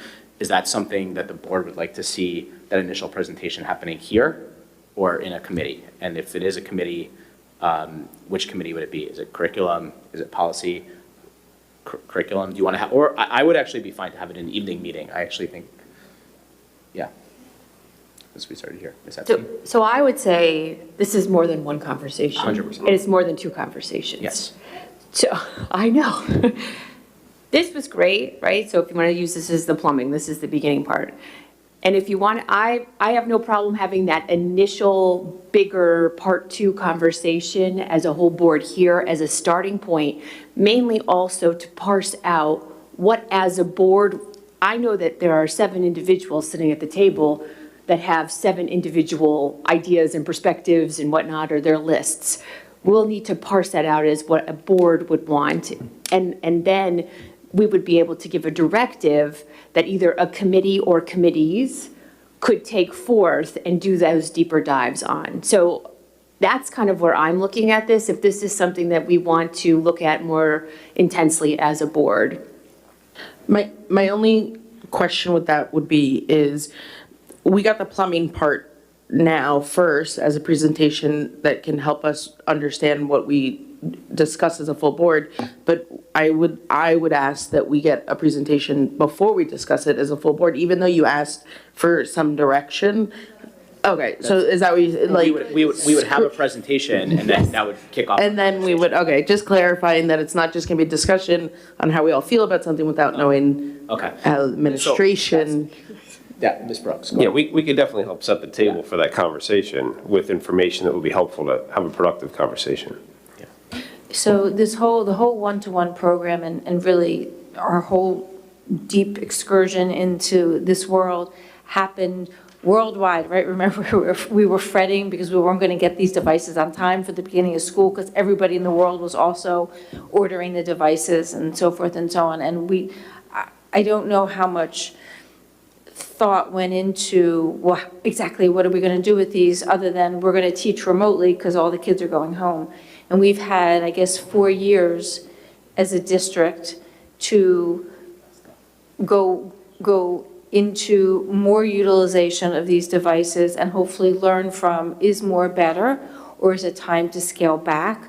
So what I would like to, personally, what I would like to suggest and see what the board says is, what are we doing now? And is all of it to the betterment of our students? Is there anything detrimental to our students? For example, fine motor skills. Are our kids losing that as a result of scrolling or using the keypad or whatever it is? I know my fine motor skills have deteriorated because of my keyboard use. So, and I'm not a little kid who's just developing, right? So personally, I would like to understand, have we gotten to the point where we've saturated and we can be brave and scale back and go old-fashioned a little bit? Like, that's what I would like to know before we develop a philosophy, because our individual philosophies may not be pedagogically what's best. I would like to know if there's research about this. Actually, I know there's research, but I would like to hear from the teachers and the building administrators at the various levels to see what are we doing. Screen time is a big thing. How much homework is there on screens? Oh, it's a big enchilada, right? It's just a whole big stuffed turkey, whatever analogy you want to make. So I think that's what we're gonna do is then we'll circle back. You're gonna have to go back with your team and figure out when you could get this presentation, maybe in like late February, March. We can kind of try to find a date. Are you saying something different than what we're already planning? Okay, go ahead. Ms. Brooks mentioned what she would like to see in the upcoming presentation, then. I don't want to go through everybody. What I'm going to do is I'm going to ask. But in fairness, if we're going to give list, then, but we already did. So in fairness, then on my end, I would like to see the benefits to our students with IEPs and 504s and the modifications that they need in the ever-changing world of technology and how these Chromebooks have helped them. I would like to see on an equity level, is there any way to quantify how our maybe certain students that received it, I know we shouldn't be giving lists, but we already gave lists. So I think we need to pull back on the list. Right. I'm sorry. I really think we need to go super big, and while I appreciate everyone's individuality, this is why I already could tell you that's one meeting and that's meeting two. And meeting one is the big overview, meeting two, meeting three, right? Do you see what I'm saying? Let's start with the big overview, which we'll try to do sooner than later. It would be great, and if everyone has a list, I think it would be really helpful to email them, and we can get all those to Dr. Shields, and we can provide that to the group that's putting and they can figure out of the list what's reasonable to tackle in the first meeting. But I don't think we need everyone to read their list now. Or it's not even productive. Or even you're dealing with physical attributes, like physical modalities. You have a special ed component, right? So in that bigger presentation, we could look within those bigger categories as that initial introduction if people want, and then delve into what's realistic to do those deeper dives in, or that we want to invest the time and energy into philosophically. Which may spill into the following school year if we're going to be doing those, right? Because we're going to be in the budget season at that point. So, Correct. I don't know. I'm just looking at this, trying to be practical about it. Ms. Gilliard, go ahead. So I'm not giving you a list, but I think just to be intellectually clean about it, I think it would help to like mentally separate what the big questions are, because I think we have a lot of stuff and a lot of problems muddled together.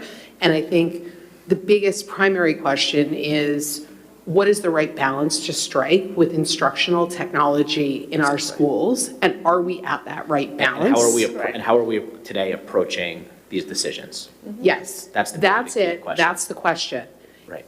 Attendant to that question, the secondary question is Did you think what's the balance in terms of homework and after school hours on devices and instructional technology? And then even really separate from those two, which are very connected, is the unintended consequences of putting devices in children's hands. No, it's not my list. Those are like the broad categories. Like, I think that's the way to intellectually think about the problems. I think there's a lot of stuff under each of those, and I have opinions on a lot of it. But I think the question that we need the opinion from our administrators on is like, what's our philosophy? What's the right balance? Are we there?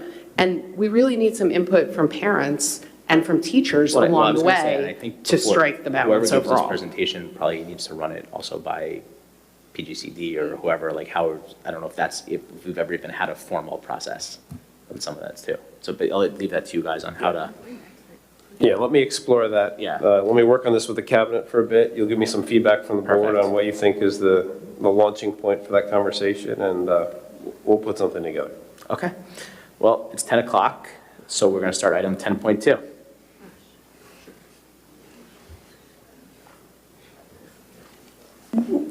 Well, I just can't believe we're about to, we're starting 20 minutes later next month. with 0 discussion items, and we're doing 3 tonight. It is what it is. It's That is what kind it of is. crazy.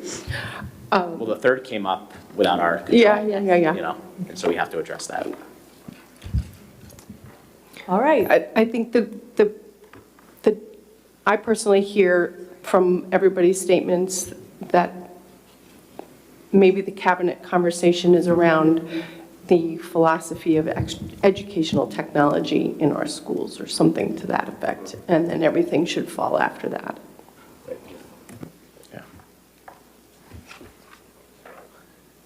Okay, thank you. I will try to move through this for us and leaving a little bit more time for questions. But thank you again for the opportunity to kind of give this update in terms of what's been going on in the world of PPS. So the 2 major initiatives I'll go over tonight. First is a little bit of a review of the audit that we did last school year, and then we'll talk about the ICT program, the implementation and expansion that's been going on. So just for some context and background, I won't read this for you. We did this last year. Lots of stakeholders involved, various special education staff, mental health staff, AIS staff, gen ed, parents, students. We got lots of data through surveys, building visits, small group discussions. I have some procedural memos and a manual that I use within the department that was shared with the auditor. A lot of our data from New York State Education Department was also provided to her. And then about a year ago today, we went over the information from the actual report. Just for some context, the first slide here is the recommendation. One of the first recommendations that came out was about organizational supports.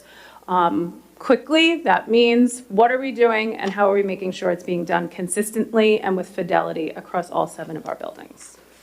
So what have I been doing since since the audit to work on that goal specifically that don't necessarily have a budget impact? There's a slide later on that will talk a little bit about that. But the audit was reviewed with all of the special education staff, shared through department meetings, went over it in detail, especially with our psychologists who chair a lot of our CSE meetings. Earlier this year, back in 2022, New York State Education Department had published something called the Blueprint for Improved Results for Students with Disabilities, and that was shared with all staff at the beginning of this year and really served as a platform of this is where we are and these are the 7 points that state ed tells us are really important to be looking at. Any of my procedural memos that needed to be updated were, and usually that updates just meant clarification. So for that consistency across the buildings, we clarified certain things. The PPS manual that I have created, and with the help of Dale Bennett, who I think is still here tonight, we've updated that every year, but now we've digitized it. So we have it in a shared folder. We drop things in regularly. Psychologists have access. The social workers have access. My 2 chair people at the middle and high school have access. And everything is updated in real time. Last year, and I'll talk about that in a second, but this year we've done a collegial circle with the psychologists in particular where we focused on the fidelity of practice.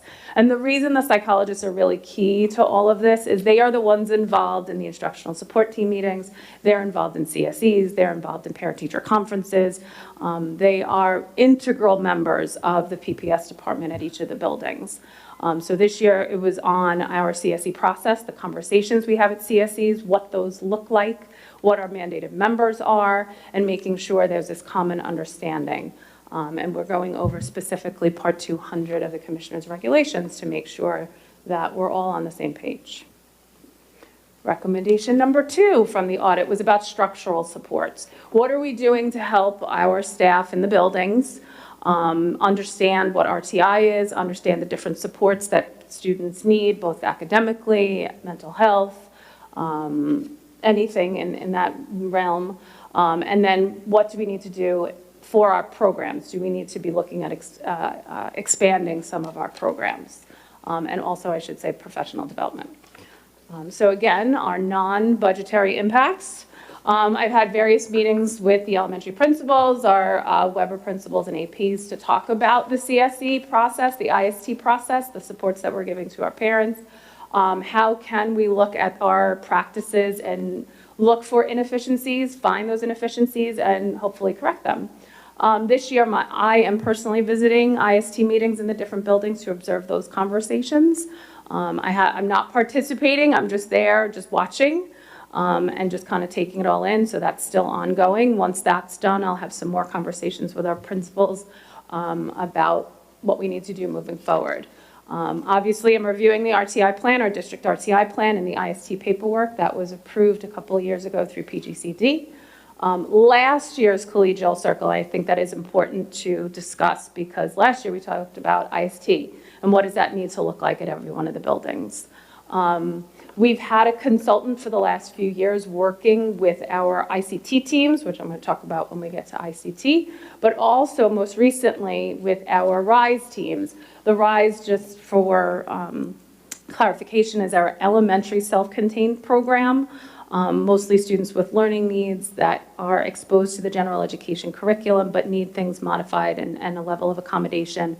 They're with a special ed teacher all day, but we are looking as a result of some of these practices how to strengthen that program and the support students are getting there.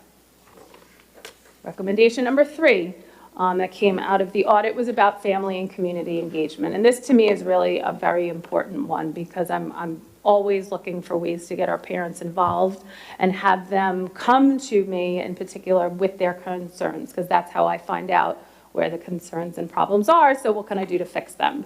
So specifically in the audit, and again, just quickly, how can we get information to families about what AIS is, what an at-risk student is, what a student with a disability is, what are the services, what do they look like, how do we educate them about this whole practice, and then of course, how do we make sure we have adequate translation services. So what have I been doing there? We've updated many of our PPS presentations with the help of Shannon Voulon, who's just amazing. She's gotten them live on the PPS page. She helped me with Canva, so everything is live and in the moment. The 2 major ones we've done this year that have been updated and on the page are the special education services, which I do with SEPTA at the beginning of the year. We also did a CPSE to CSE transition presentation for parents to understand that. We'll be repeating that in February. I'm doing more of these presentations not only in person but virtually. Lots of feedback that I get when I meet with the SEPTA presidents is how do we make sure parents can access this? If I'm doing a presentation at 12 in the afternoon, they might not be able to make it. So what can we do to make sure they're there? So we did the CPSE to CSE one was virtual. We had a few hiccups, but we'll be better next time. So I'm looking forward to that. I'm still doing my sit-down meetings monthly pretty much with the community. Again, playing with format. I did one today, as a matter of fact, in person. I've done a couple of evening ones, and I even did a Zoom one. So I'm trying to find those different ways to get different audiences and get the information out. In terms of translation, I'm looking at new ways that we can incorporate that. AI is a big one. ChatGPT, Gemini, all of those different platforms are just getting better and better and better at translating for us. I also, with the help of Mr. Maloney, had some conversations with a company about Pocket Talk. Weber currently has a couple of older models that staff do use. It looks like an iPhone. You can sit it in front of you, you speak it about 30 seconds, you stop, it translates. The family can speak back and it'll translate back into English. I want to say there's like 80 different languages. So I do have a loaner that we'll be playing with a little bit. So trying to find those ways also. And for next year, I'm planning a Lunch and Learn series through SEPTA, which will probably focus first on that at-risk student with a disability kind of distinction and that process. So just quickly, budgetary impacts. There were some recommendations aside from professional development because that I find is an ongoing budgetary impact. There's always professional development. But specifically, they did recommend an assistant director, and they also talked about some additional consultation time just as a way to help me develop and implement some of these plans.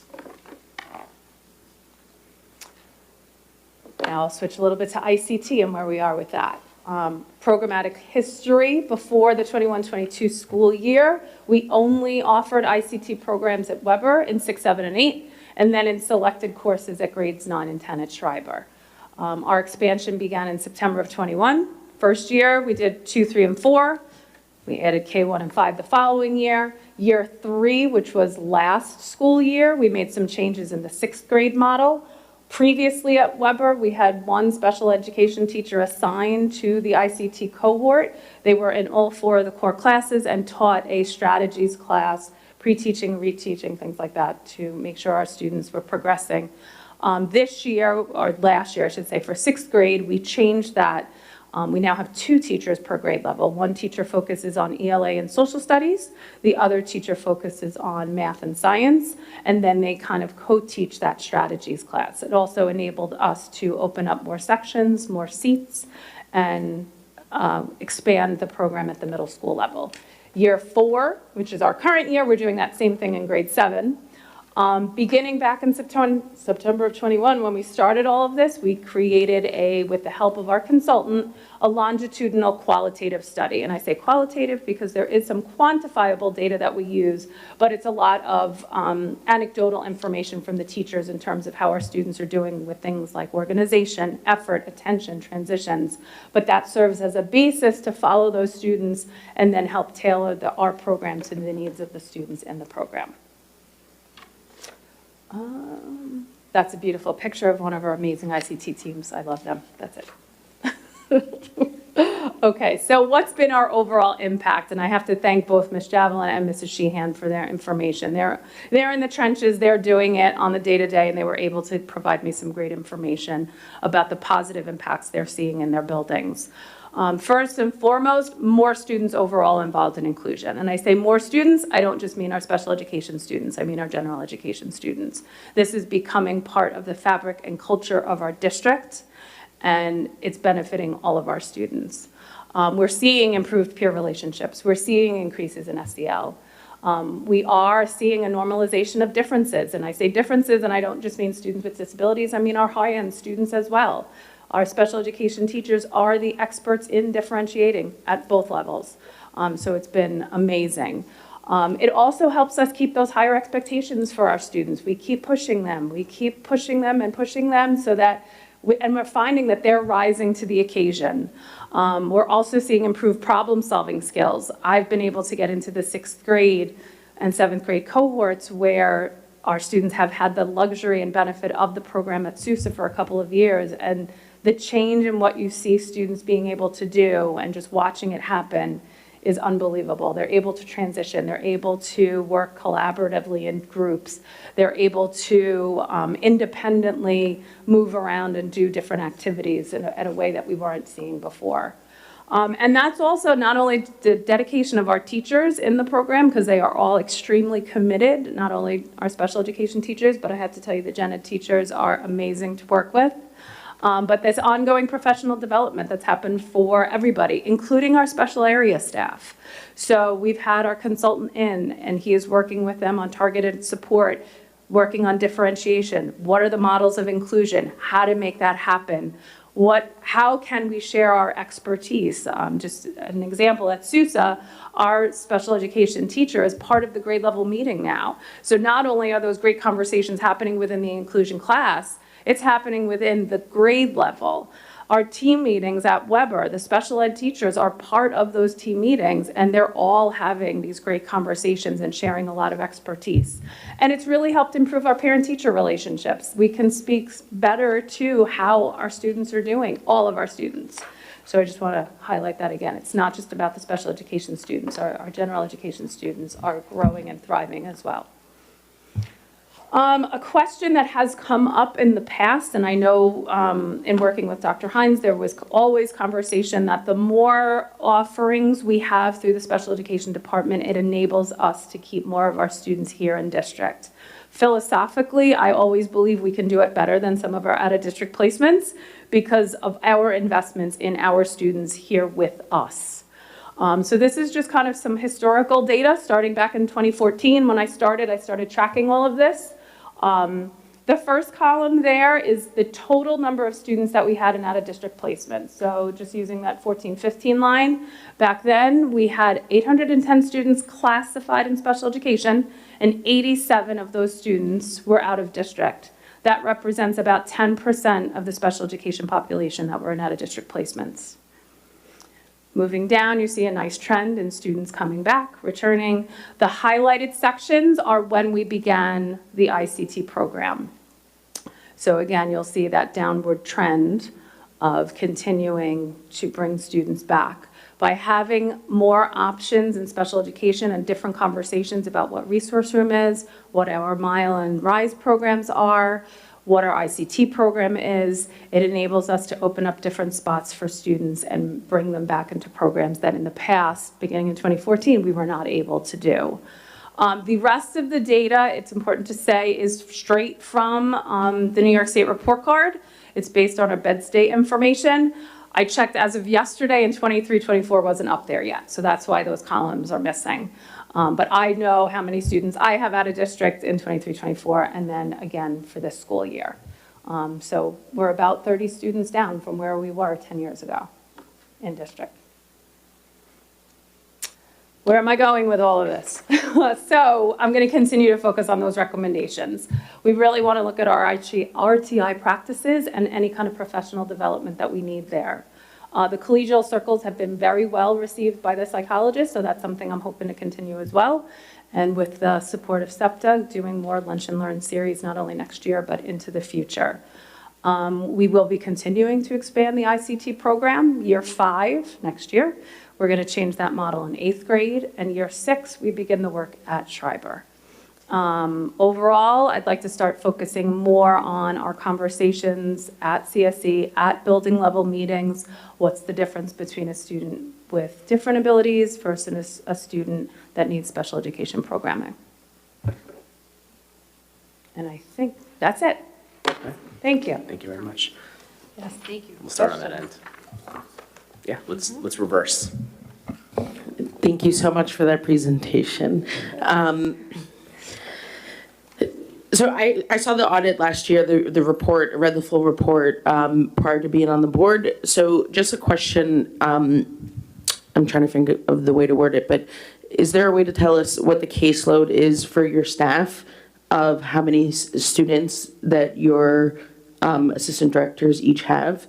So what is the breakdown of the caseload for each of your? Right now, it's essentially 50-50. Dale has about, student-wise, is she back here still? What did we say your number was? It's about 50-50, because the caseload right now, Christy has preschool through grade 4, Dale does 5 and up, 5 through 12, 21 plus, 22 plus. But we break it down so that they're close to about half and half. Which is how many? About 400-ish each. I minus the 504 students, because I still oversee 504 for the most part. And out of district is? What did we say, 54? Oh, it's also with that, with. They would be, Okay. yes, they would be the assistant director overseeing those students at that level. The district psychologist does specifically have the out-of-district students on her caseload, so there is one contact person. And then for the caseload, I mean, I believe you worked there prior, but if you have an idea of maybe similar sized districts, do you know what the caseload is of maybe the DOE or similar sized district somewhere else for a similar position? I'm not sure about DOE, but I have looked at similar sized districts. Many of them have 3 assistant directors, so it would be about 1/3 of the overall population that each assistant director would be overseeing. Okay, thank you. So the reason I bring that up is the audit last year specified needing an additional director. I'm not sure if I, heard the full board discussion on what the audit recommendations were as a budget implications. I know that a lot of stuff was on pause last year because of the budget and having a rollover budget. So the idea of even adding someone was maybe off the table. Is that a safe assumption? Well, Yes. as it relates to that, Yes. the board never got to that conversation point last year because it wasn't in the budget that was recommended to us. Right. So to the extent that it were to be recommended to us this year, that would be when we would have that conversation, but it was never presented to the board as an ask. It was noted, it was in the audit, but nobody, the superintendent and the business official didn't ever ask for that in the budget. But wasn't the directive last year to do a rollover budget, though?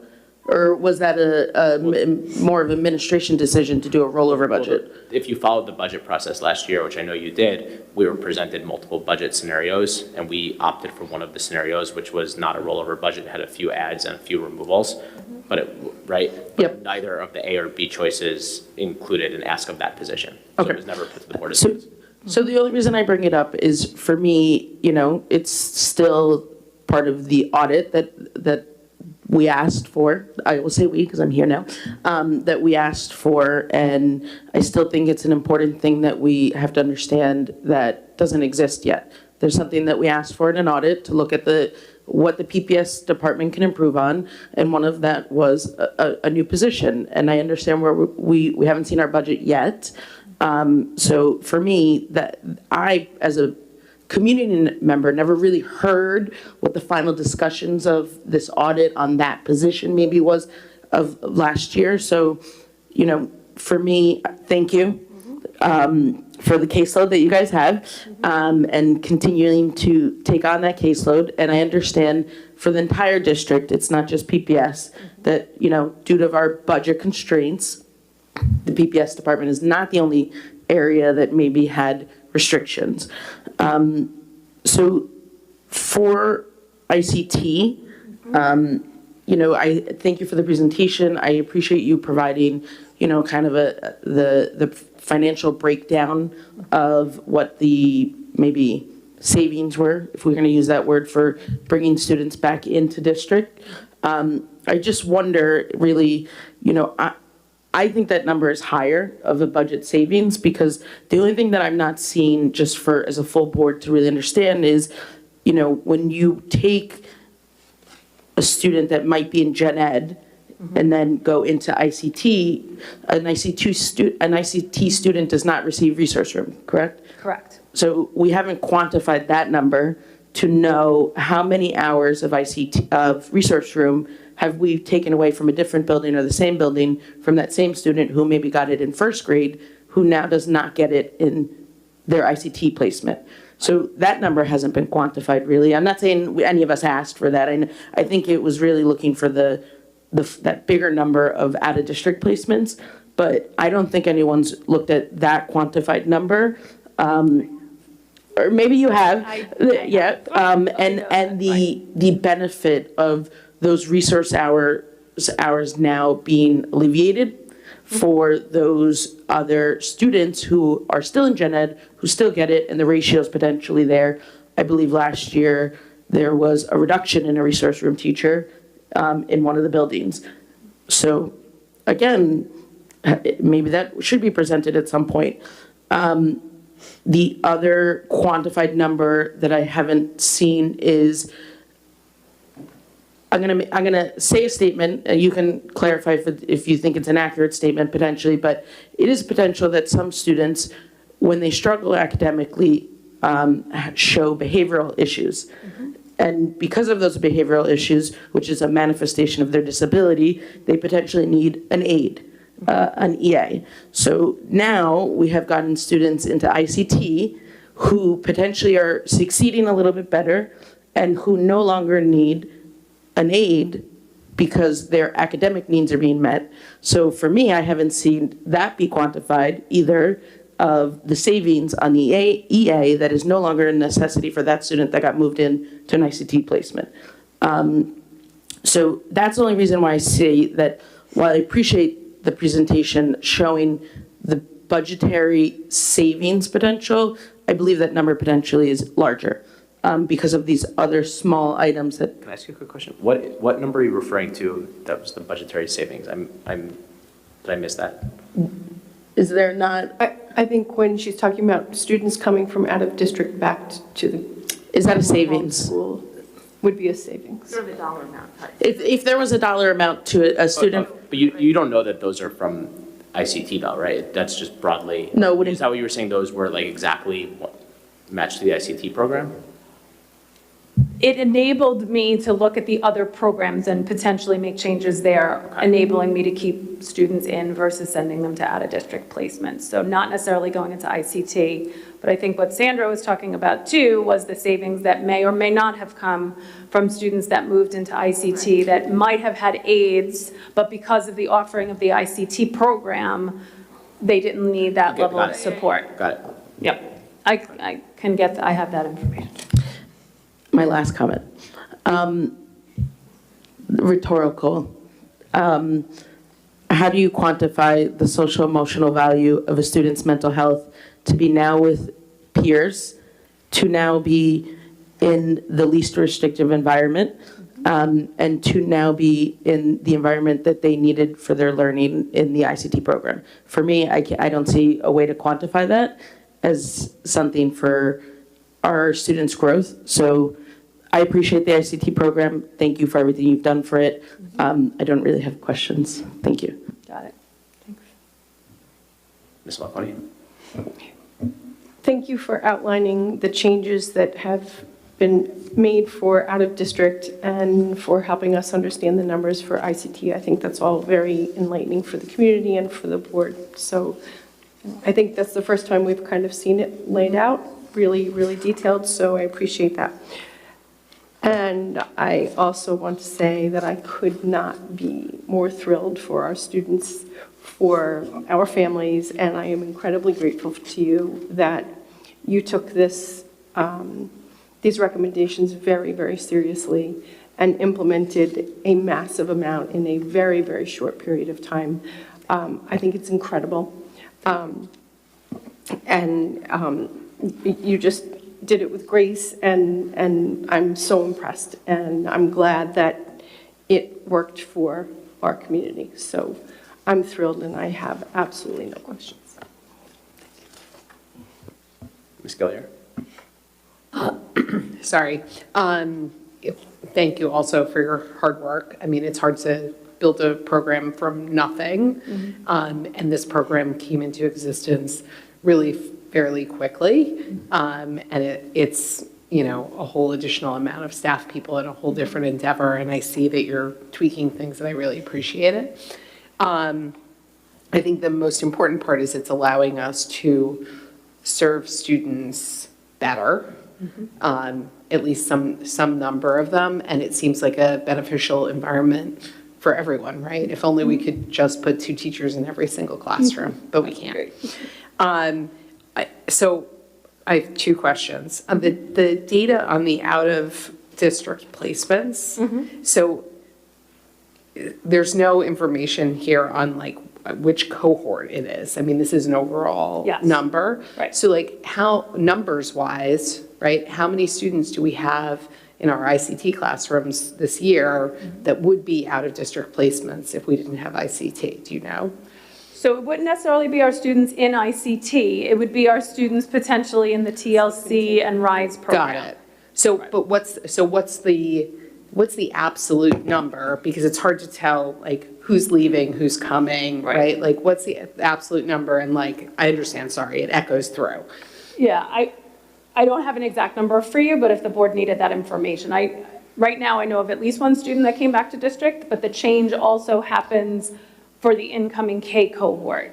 So it's not a realized number in the sense that I might have 2 or 3 years ago placed a student in out of district, but because of these changes, that student stayed in when it came to kindergarten, right? So the students are graduating out and we're not putting more students in.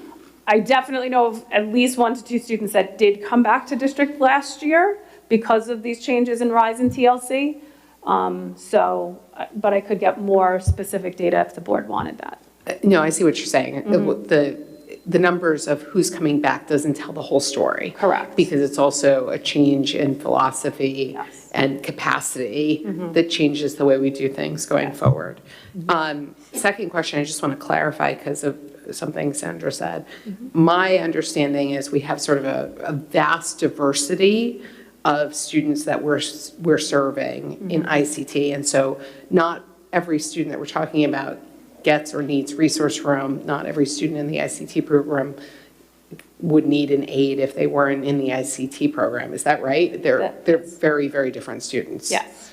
Okay. Yes. Thank you. Okay. I'm actually gonna just echo what Nan said. I think that this is really, really nice to see all the changes that have happened as a result of, I know it wasn't only solely because of the audit. I know that a lot of this was already in the works, but I think it's really great to see.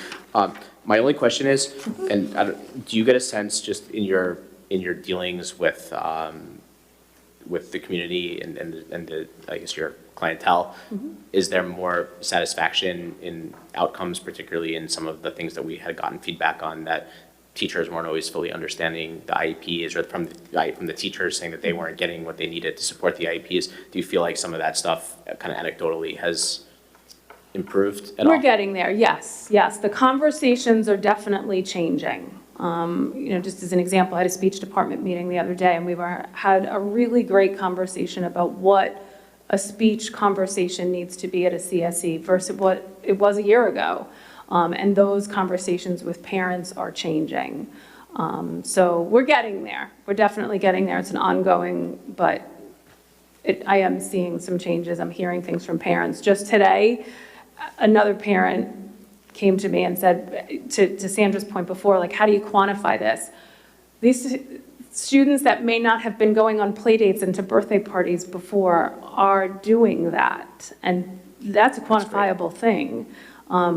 She gave me goosebumps as she was telling me the story today. And another parent last week, like, oh my gosh, my son got invited. Like, those are the things that we're seeing that are happening, and our parents are thrilled about it. And is that related just to ICT students, or more broadly? It's more broadly, but the change in philosophy that ICT enables us to bring to the other programs. Some of the work that we're doing this year at Daly and Guggenheim that doesn't necessarily directly tie to this, but ties to the parent and community involvement, the professional development. Consultants working with our special area staff. We've changed how our students are integrated for specials at Guggenheim and Daly. Amazing things happening, amazing conversations. The teachers, I can't say enough about the teachers, truly, because I can't do this work without them. They are all over it, and it's just fantastic to see. Okay, great. And then lastly, where are we on the, what was it, transition services that you had actually brought up even before the audit 2 years ago? Yeah, so that's another conversation we're still having. I have an agency that we work with for the most part to provide transition services. The one consultant that we have there, the sites, again, I don't mean to sound gushing, but I want to gush. The number of sites that our consultant has been able to get in town for our students, and the community is amazing. They want our students to come and work there, and the job coaches are there. And we're trying to look at different models. I have a student that works with us in PPS, and he loves it. I have 2 students that are placed in the Daly Pre-K that are doing great things, and that's really due to the work of, again, our staff that's welcoming and want the students, and affording the opportunities to them, and then our consultant being able to make sure those things happen for the kids. It's great to see. Mm-hmm. Okay, great. Ms. Epstein. Yeah, I just wanted to also echo everyone's thanks and for taking the time to go through this. And also, last year when this audit went through and there were budgetary asks, I'm very impressed to see how much you were able to accomplish without having that budgetary support. So thank you for that. And I will echo that I think that the most important takeaway, at least for me, is that, I personally don't want to say and focus on that ICT. I don't want to just say ICT. Mm-hmm. I would like to say that the special education that we provide here and the philosophy that we have allowed ourselves to embrace that you have outlined here has had that contagious viewpoint. And we've seen it in our drama productions. Mm-hmm. We've seen it in our community, like you just mentioned. We've seen it in our athletics. Mm-hmm. And it has become contagious. And I think I would like to give it credit to how the philosophy of the department has grown, and ICT was just another aspect of it. So thank you for allowing us the ability to do that. And last, and thank you for asking the transition question, because that's where I was also, but I'm looking forward to whatever your budgetary asks are as we move forward into the budget season. So thank you. Yes, thank you. Thank you. Hello, thank you. I actually was also going to ask about transition. I also was going to mention the extracurricular activities and the inclusiveness there. I wanted to add, and I know this wasn't part of the audit, but just to let the community know that for the past, I don't know, has it been the 3 policy meetings? You almost have a nameplate on the chair at the table as we go through this very, I don't want to say tedious, but a very precise, attentive review of every single special education related policy that we have, plus regulations, plus exhibits, bringing them literally from the 1990s. Literally. No joke. Yeah.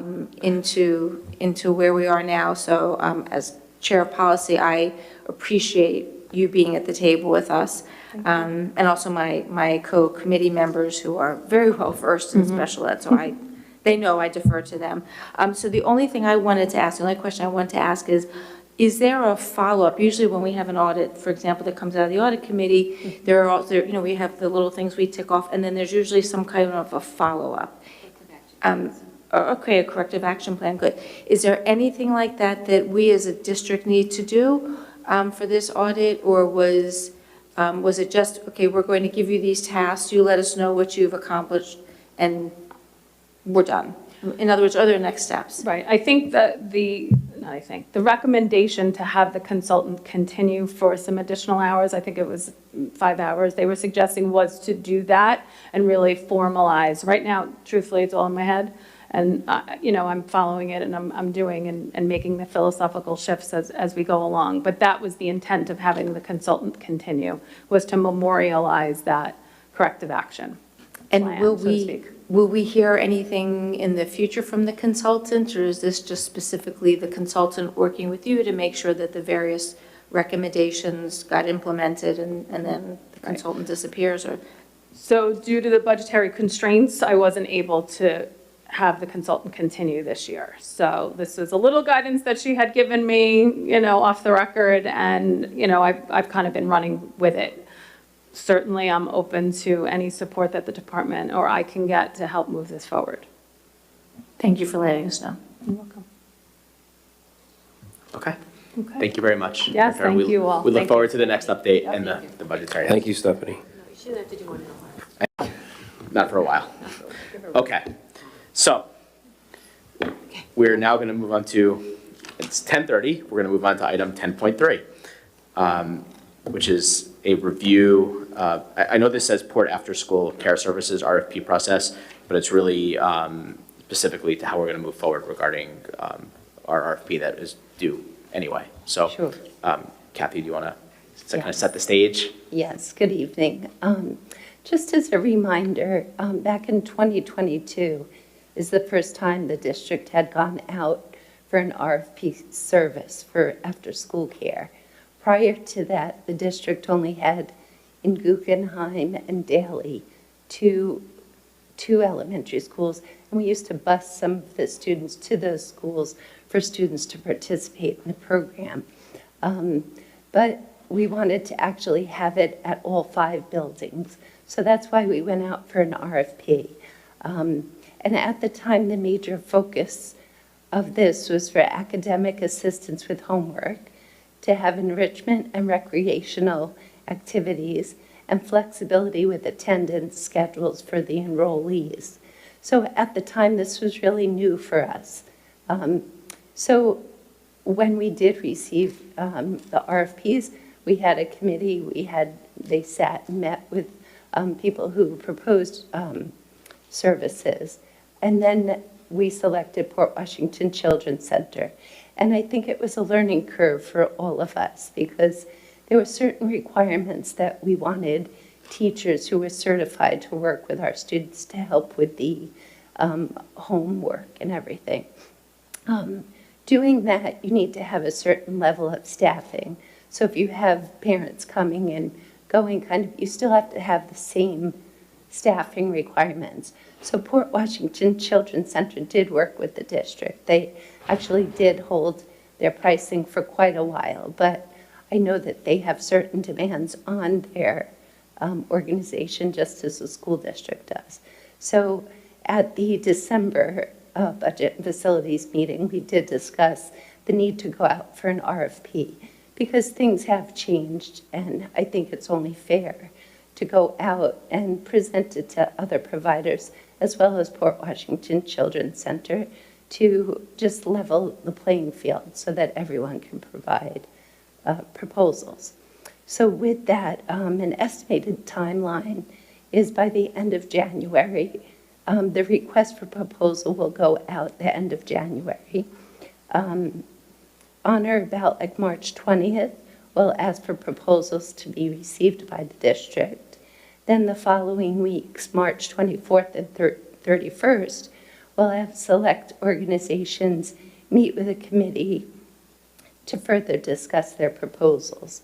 And then by April 8th, we're hoping to have recommendations for the Board of Education to consider. So with that, there are a few items that I kind of wanted to discuss with the Board of Education just to get a feel for the direction you would like to pursue. Now, I do want to reiterate that the aftercare program, after-school care program, is actually a standalone organization. The district does not profit in any way other than a roster fee. So with that, I did discuss the committee that we had the last time. I was thinking that it would be similar to the last time, where we would have 2 paraprofessionals, a building principal or administrator, 2 parents, and possibly a cabinet member. I would just like to get the board's opinion if they think that's good, if they would like to see. Does anyone have an objection to that committee structure? Go ahead, Ms. Malconia. Last time you were on that committee, yes? Yes, I was on the committee. Dr. Shields was on the committee. We had 2 paraprofessionals and 2 parents as well, 2 or 3 parents. So she's considered the cabinet, yes? Correct. So we had 2 cabinet members then, in other words, last time. Yes, correct. So you're Yeah, recommending 1 for this time? Yeah, Kathy was facilitating that whole process, and she invited me to join in the conversation. Right. So Dr. Pernick currently works with the aftercare program, very involved. Okay. And I want to make sure that it's well understood that, I think you said it, but I want to make it even more abundantly clear. This is not a district program. This is something that the district wishes to have available for our students and our families, and we want to make sure that we have the best provider that's the best fit for our district, but it's not a program that the district runs. It's not the district's program. It's something that we're trying to facilitate as a service to our community. Is that fair to say? Yes, that's correct. And also, just to clarify, an RFP is a request for proposal. Right. So this is different from a bid, because with a bid, you're supposed to be going with the lowest responsible bidder. With an RFP, there's many different things that are considered. So we actually have a rubric where we will consider pricing could be a consideration, the experience, the general philosophy of the provider.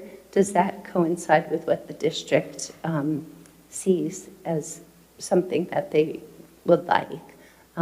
So there's like 6 or 7 different criterias, and each person in the committee will interview with the providers and provide a score, and then discuss and compare basically the providers. Okay. Sorry to interrupt you. You can keep going. Yeah.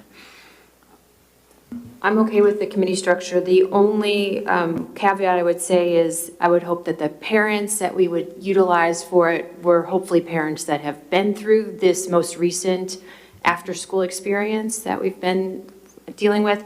And my only other question was, I'm just throwing it out there, is it beneficial to have someone from any level of facilities on there, because this does consume our facilities, it has a security component, things of that nature. That's the only other part that I think is missing. I'm not married to it. I'm just bringing it up as a point of, since we're having this discussion. Sure. I think that's a good consideration. My only objection to that is that we did have a budget meeting where it was specified to us by our facilities that it was a little hard to quantify the use of supplies, because, say that again? Just to be on the committee, I don't need them to qualify. I don't need anyone to qualify anything, just because there's wear and tear in our facilities. That's the only reason I was saying it. So is the benefit to see the vetting process of the potential vendors to make sure that there's no wear and tear? I don't see the benefit on my end. To have that facility mindset, that would just be more of like a budgetary, oh, you can't do this with the tables, something like that. That's where I just don't see for this committee. Again, I wasn't married to it. Yeah. I threw it out there, and if it doesn't stick to the wall, it's all good. I don't know how everyone else feels.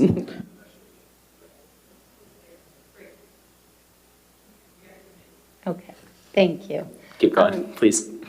Sure. The second discussion item was the length of the contract. We're suggesting 2 years in the RFP with the ability to actually extend it for 2 more years at the rate of CPI. I have a question, and I guess philosophically, I'm asking, I don't know.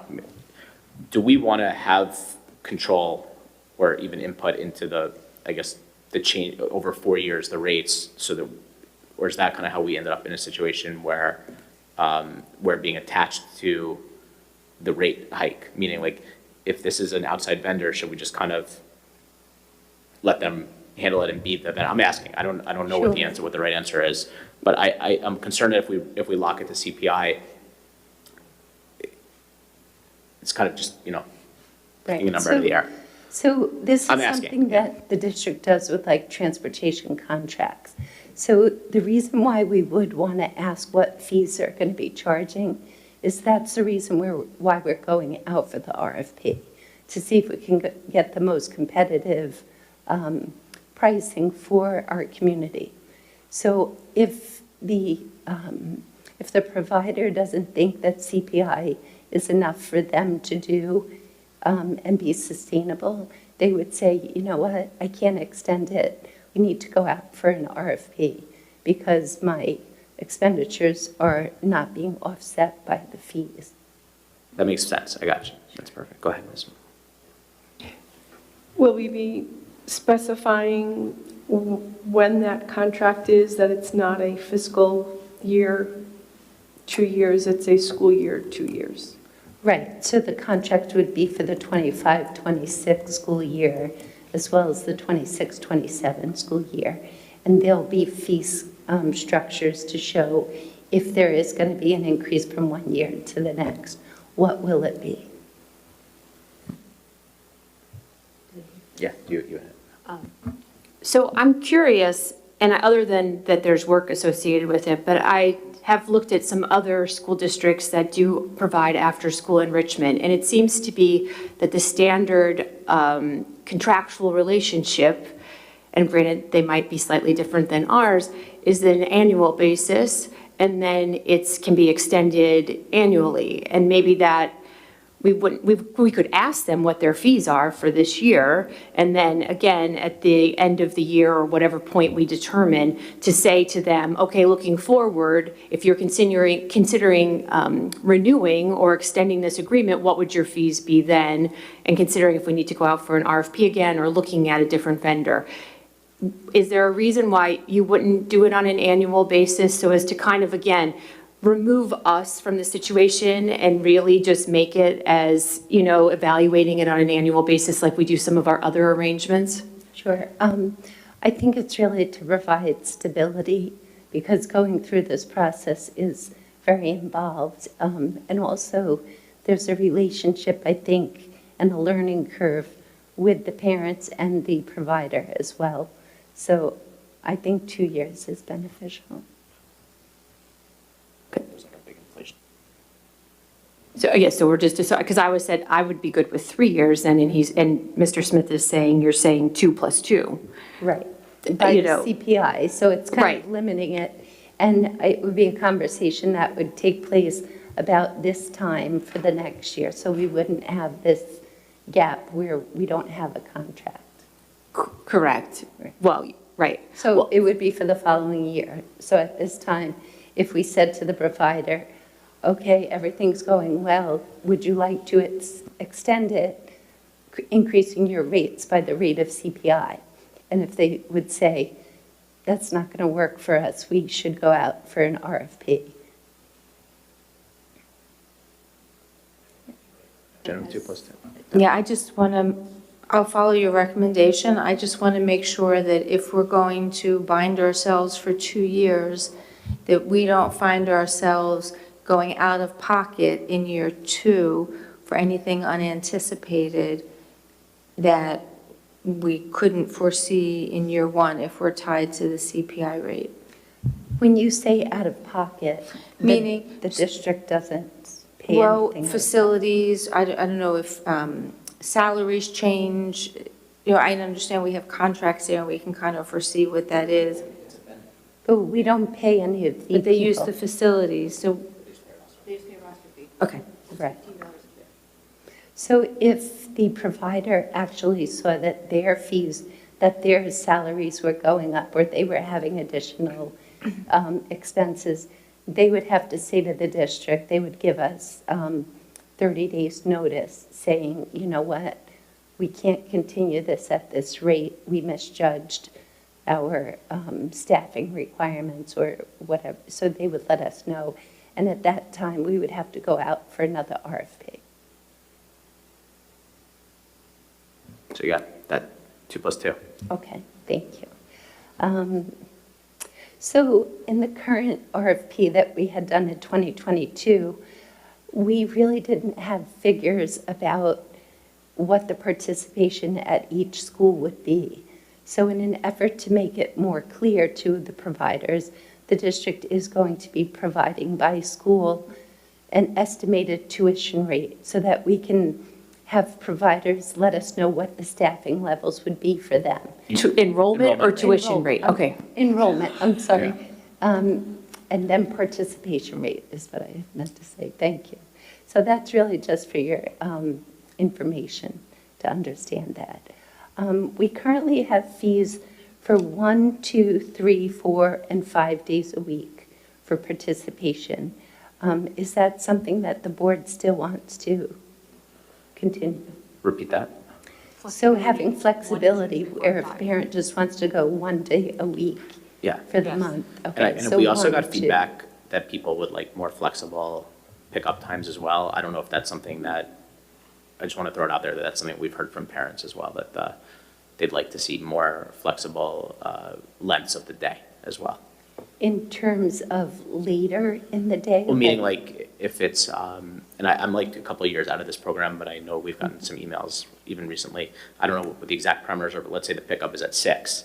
I think that people would like to see, oh, there's a rate for picking up at 4, there's a rate for picking up at 5, a rate for picking up at 6. Just throwing it out there that that's something that we might want to include as an option to see how, not to require it, but to put in the RFP just so we know what they're offering in terms of that as well.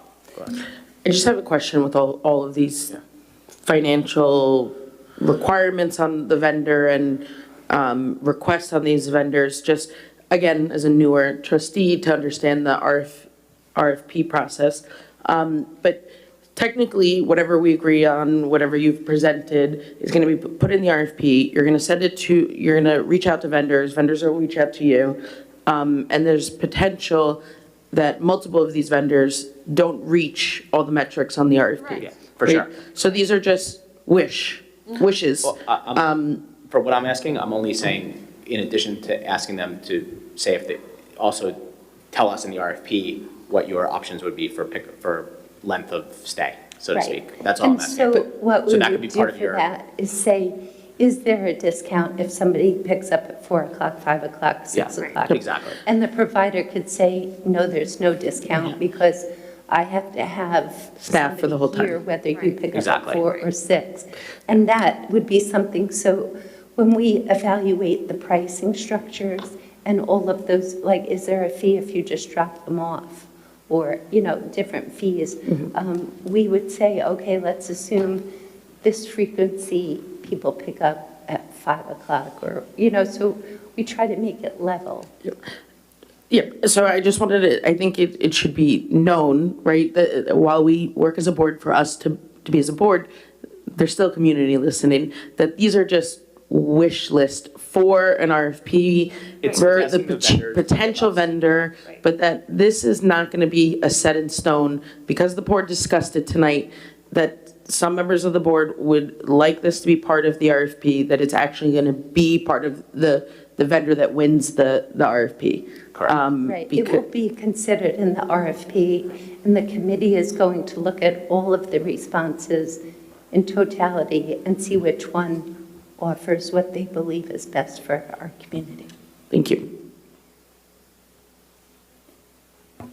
I don't know how it works in terms of the parents paying, but do parents pay the same amount whether they're in a month such as May, where there are no holidays, as opposed to a month such as December, where there may be a week and a half of vacation, or November, where there's... Yes, they pay the same monthly rate whether there's however many days of vacation. And that's really because of staffing requirements. You're still having to pay staff regardless if there's more vacation time or not. And just to clarify that with two things, it's not just unique to vendors here for the after-school program of this whole model of a month rate regardless of how many days. And we're about to discuss a district calendar, maybe, or look at a district calendar that I think annually our district calendar changes, that it's just based on like our own changes. It just is not even predictable to know that you are staffing until it gets, obviously it is predictable once we know the final approved calendar, but just on that. But I think to Sandra's point, all the vendors, and I remember this conversation even from before, they all look at these things on like, this is my cost for the year, this is my, and they just divide it by, yeah. Okay. And I know we discussed before that the after-school program is self-sustaining, that the district does not, they charge a roster fee, but we do not do revenue sharing. So in the previous RFP, it was kind of suggested, like, if there was revenue sharing with the district, let us know how much that would be. That's something I think we should take out of there just to avoid any confusion. Agreed. Then, in terms of enrichment, this is the last question. Should the aftercare providers be permitted to charge additional fees for enrichment programs?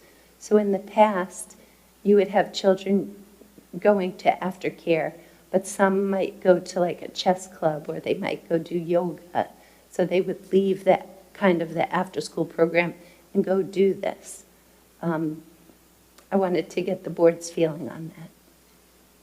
So that actually brings me to kind of a more global question that I was waiting to ask, so maybe it's here. Are we describing this as childcare, as homework help? So is it childcare, is it homework help, is it enrichment, is it all of those things? Right. And that's what the three main focuses were for the last one. It was homework was the priority. Then like academic assistance, so the kids aren't just sitting there, doing nothing basically. So it was assistance with the homework. Then also recreational activities that the students are able to move around and be somewhat have enrichment. And then the other thing was the flexibility. So that is something, if the board would like to discuss, do we want to focus more on aftercare, or do we want there to be enrichment opportunities? Yeah. I guess I'll start. I'll say, I think that the sense I get is that people want this program for after-school care. It's like largely so that your kids have a safe place to go until you can pick them up when you get home from work. I think for a lot of people who are using this program, it's expensive. And obviously we see that from the emails that we're getting, that cost is a major factor. If we require the organization to provide enrichments to everybody and not bring in extras, it means that cost has to be averaged over the whole program, which raises the cost completely. And like, I know, again, I'm going to channel my Adam Block and speak about my own experience, because I had three kids in the program its first year, and I had 3 kids in the JCC the year before. One of my kids loved the soccer. 2 of them hated the soccer. One of them loved underwater basket weaving. The other one hated it. It was like, it's a mix of what the kids want. So I would rather have my net cost down and then pay for the activities that my particular kids want to do. And I think that to say we have to just make this, I don't think there's equity in forcing everybody to do everything that they may or may not want to do. So some kids have had a long day at school and they just want to sit and chill by themselves on a cafeteria bench and do their homework. Other kids want to run around free, and other kids want to be supervised in soccer. So my opinion is that we should let it be a choice, and let people, if they want that additional cost of an enrichment, they should pay for it. And if they don't, they should be able to have a lower cost to be in the program. That's my take on it. Go ahead. So I'll take a different take, and I didn't have any children in this program, but in just, again, comparing what's offered on the island, and also in thinking about some level of, I guess I have to ask this question first. My first question for all of this is, will there be some sort of scholarships, subsidies for students that need them? I know we set up this arrangement, right, that students could be accepted up to a certain question. It is a different question, but I think, again, if you're going to start offering enrichment programs for additional fees, and the only way you're getting an enrichment, better basket weaving, soccer, all of this other, is, are you also then going to be afforded the ability to do that? Or is every student going to be given that opportunity regardless of their payment structure? So from that standpoint, again, and in looking at all of these other programs that are being offered on the island, what I'm seeing is that there is a level of scheduled activities, again, that they can choose from that rotate throughout the time that they are there. So there's homework help happening from this time to that time, and then there's a rotation of different scheduled activities, and maybe they change them every 8 weeks. And that every child can participate in it, and they can choose it that way. I mean, I even know it at the JCC, you go and you do your homework, and if you like to do drama, you sign up to do the drama thing.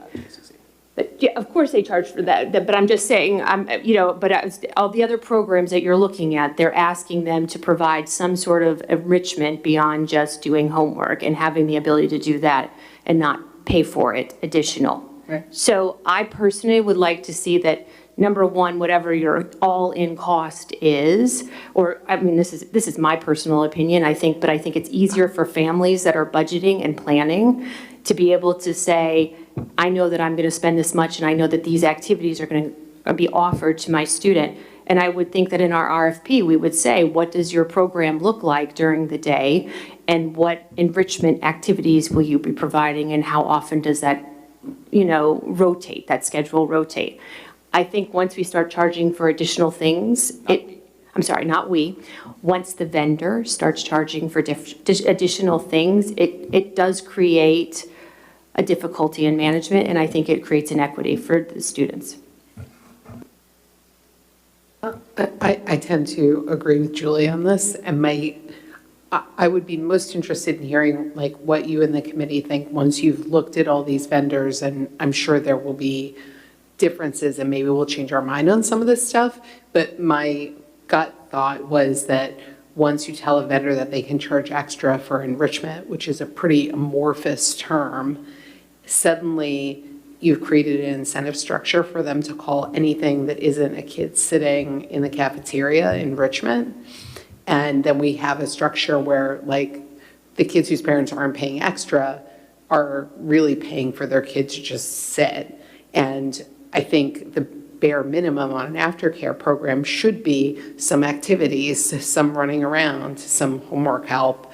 And not all of that is something that we should allow any provider to be thinking is an extra charge. It's something that should be de facto included.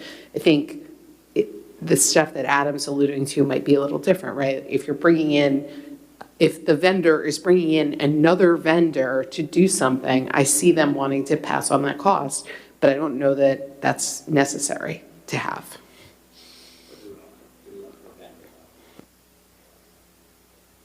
I mean, I guess it depends on how, so what Adam said, because you're not mic'd right now, was, but do we want to prevent it?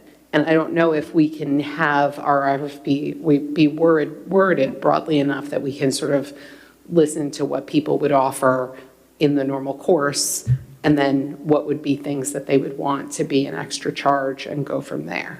See, the difficulty with that is you can't compare apples to apples. You know, so if you say there has to be some form of enrichment, whether it's just everybody goes out and plays kickball one day if they want to, or they play soccer, or they play chess, they have an opportunity to do something other than homework.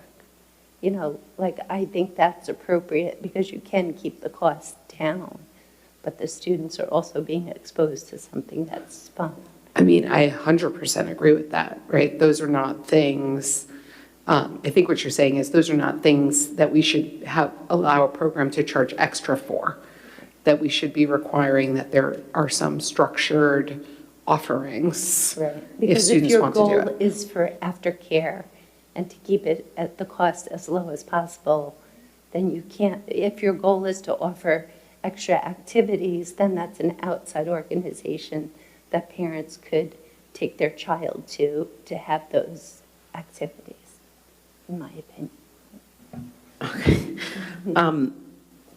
I know there's so much we're discussing. So I'm gonna first acknowledge that I think it's safe to say that the current after-school program allows kids to go on a playground, to have a kickball game, to do some of the things that we're saying that we hope that a future RFP vendor wins. I'm just clarifying, because for me, this is what I'm hearing.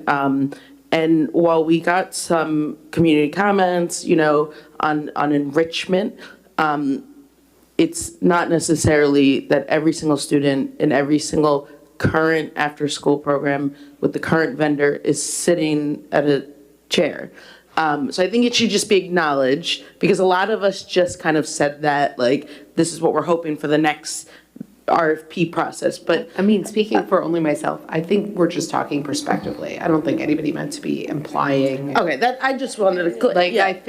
I think our problems with the current vendor are simply financial in nature. So, and that's my actual question, because with some of the stuff that was said, you know, it is hard as a trustee to understand, I'm gonna say it, what my role is, because we said, we're not the program, you know, Mr. Smith said it multiple times, we're not the program, but we are gonna add to the RFP X, Y, and Z, which again, this is part of the RFP process, but it's very intertwined. Like, we're not the program, but we're gonna tell the program what kind of enrichment, and I'm just gonna answer the enrichment question, but it's, I think, a hard discussion for all six of us right now, because of what is our involvement as a board. We have a commodity, it's a building and fields, and it's the only commodity we have, and we have to understand, are we looking, how do we want to use this commodity? What is our role even as a trustee to use a commodity and guide the district in the use of it? And I think it's said that for us, it's for the community to use, right? Like the tennis courts, beautiful new tennis courts that anyone in the community technically can use. It was said even when the new tennis court discussion was getting made that it's going to be great for the whole community, these new tennis courts. So for this program, this commodity usage, in my eyes, I think we still haven't even said, like, what is it that we want for this commodity? We want an option for the community to have an aftercare program, right? That's to have an option potentially for working families. to have an ability, any family, yes, any family, to have an option after school. The discussion recently has come up because of the financials, right? The concerns of the high rates, like the recent community feedback was the change in the rates, right? There wasn't emails or community comments before the change of rate that I'm aware of in this past couple months of any feedback on the current RFP for the last 9 months. Maybe before, or whatever amount of months I've been on the board, but I haven't seen anything before July 1st. We had a lot of emails when the program first started about people having, I think, transition pain from the old programs to the new one. Okay. And then we've heard nothing until this most recent change. So for me, it's really just, we're trying to find the best vendor for the financial end of it for the community. That's what it feels like, if this is the driver of this new RFP process, plus the contract ended, so we have to. The RFP is being driven by the fact that the contract is expired, and I was just going to say, the contract is expired. So for the enrichment question, it's very difficult for me to give an opinion on the enrichment. Do I really, am I passionate about equity? Of course. I have to give and take on that, level of it though. So for me, for this RFP, I think it's more important for us to find the right vendor that has the right community rate than we allow them to have enrichment. I have no problem with a vendor allowing enrichment options at a rate and that be a way for them to have revenue if they're already offering options for the kids that don't go to those enrichment options. I can say from my own experience, never done any of the enrichment, completely fine. And it's because we do enrichment at other times of the week, on the weekends. So we don't need soccer. We don't need My Style because we do things separately. Some people where the kid is there until 6:30, 7 o'clock at night, that's the parent's only opportunity to get their kids into soccer or My Style. Right. But other people might not want to pay for it. So what I'm saying is, like, in the name of equity, we're going to throw the whole baby out with the bathwater when it's really providing a nice service that, like, on Monday, My Style is at Sousa, and on Tuesday, My Style is at Guggenheim, and the kids who would otherwise not be able to get to that program can do it. Here's how I'm wording it for the RFP, because I think you just need apples to apples to apples to, right? And how the vendor comes back. Program should include a variety of scheduled activities that rotate throughout the school year. Program should include 2 different 45 to 50-minute sessions per day. I'm just giving a number. I'm not married to it. Programming should include, but not limited to, STEAM-based activities, physical activities, a variety of sports, yoga, dance, movement, arts, crafts, music, and coding. Personally, I think that's the language of the RFP. And if the vendor comes back to us and says, I do it this way and I do it that way, then that's when you're making your grid and you're comparing and you're contrasting. I don't want to make this any harder than it is. I agree with that. I'm just saying we shouldn't sit here now and say they can't charge extra for, my opinion is, we shouldn't limit that right now. And you're right. And so again, I'm trying to think of the language we're going to use for the RFP, and I guess we should see what the vendors are going to come back with by giving them this general, please. And that's part of your provide this menu of programming or how you're going to handle your day, and let us see how it works with the cost management, et cetera. They might all say we charge extra. They might all say we charge one flat fee. Or they might mix it up somewhere in the middle. That's all I'm saying is that we have an idea of, and give it to them, and they can present us with how they operate their business. Yeah, I'm good with that. This is just not my wheelhouse, and I don't know how these things work, but I would just wonder if some children have parents who are paying for the enrichment, is it a logistically feasible thing to have kids at Daly who are going to be at Daly and kids at Sousa who are going to be at Sousa? Is it easy to, I hate to use the word segregate, but it's the only way I know how to say it, to segregate the kids who have paid for enrichment from the kids who haven't paid for enrichment? And does it create problems when you are separating out some kids. It's not and like that, the because others. if I'm just making a That's why I number. said it's not my If wheelhouse, there's- I don't know how it I'll just tell you works. how it worked. Like, let's say there's 60 kids there that day, there might be 10 that go do soccer at 4 o'clock and 10 who are doing basketball at that same time, and then there's another 10 at 5 o'clock. That's how, sometimes they'll do 3 sessions in a row. So it's not like that, it's just, So it's workable. yeah. I mean, So it's outside of the equity issue, it's Yeah. workable. Yeah, they've all done it. Okay. What else we got? Wait, did you get an answer? Kathy, That's it. confused or Yeah. very good? So let me see if I understand. I'll let you know what I've heard. I'm going to go out and ask them to give me a rate for just the participation 1, 2, 3, 4, 5 times a week. And they're going to describe to me, what does that day look like? They're going to go through that. And then if they want to have the opportunity for other enrichments where they want to charge additional, they're able to do that. Should include that in their proposal, that's. We should what- include that, Yeah. and what type of fee structure they'd be doing with that. I think we should just, look Leave again, it I at- think, they just can let do them it. tell you.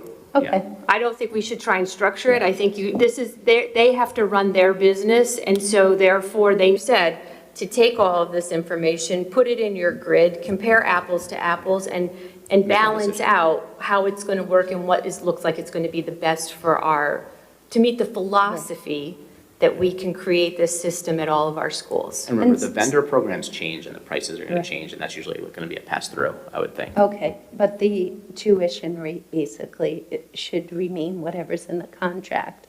And what I can do with the rubric, if, say, I'm a provider, and I don't offer extra activities, I would just say, we don't do that. So that would be something that the committee would say, well, that's good because it offsets the price, or that's kind of the committee can decide the value of additional Right. enrichment. Okay, I think I understand. Okay. And What else? that- Do you have any other questions, and then we can go to? No, that's Okay. it. Does any trustee have any other concern that they want to raise? I know Sandra does. Thank you.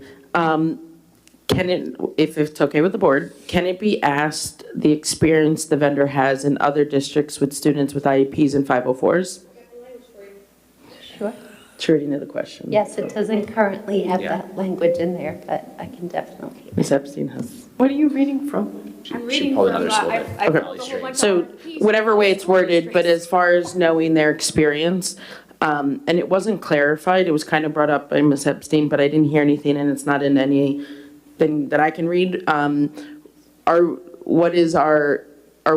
we as a board making any requests as far as scholarships? Are we not going down that line? But it kind of was discussed, but I didn't hear anything Look, further of it. We didn't discuss it the last time. I think Kathy had included something, and we got feedback that we know that there's been significant cost that's probably, we don't know how that's been, we're not really, I think it's a little bit out of our lane, but you should ask them how they will handle, right?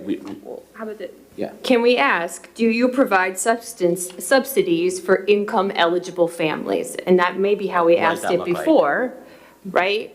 I mean, but that would be the question, and again, and what that would look like, And what it would yes. look like, that's the key. Sure. And that way, again, you can compare and contrast against the others. But I don't think we can do something that like forces, and that could be an exposure that could like put the program underwater, right? If we have certain Right. requirements that It would that would just be really be a hard for us. question, do they Yeah. offer that, and what would be the process? Right. What does it look like?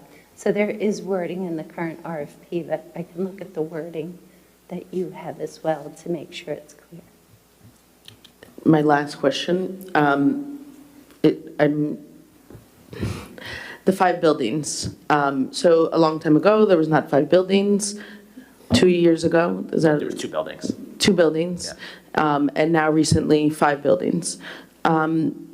It sounded like that was put in the last RFP, that somehow was decided by I don't know whom, that the board decided to give that condition of. Let me back up, because I'll give a little context, because that actually might have been before you were even starting to come to the board meetings.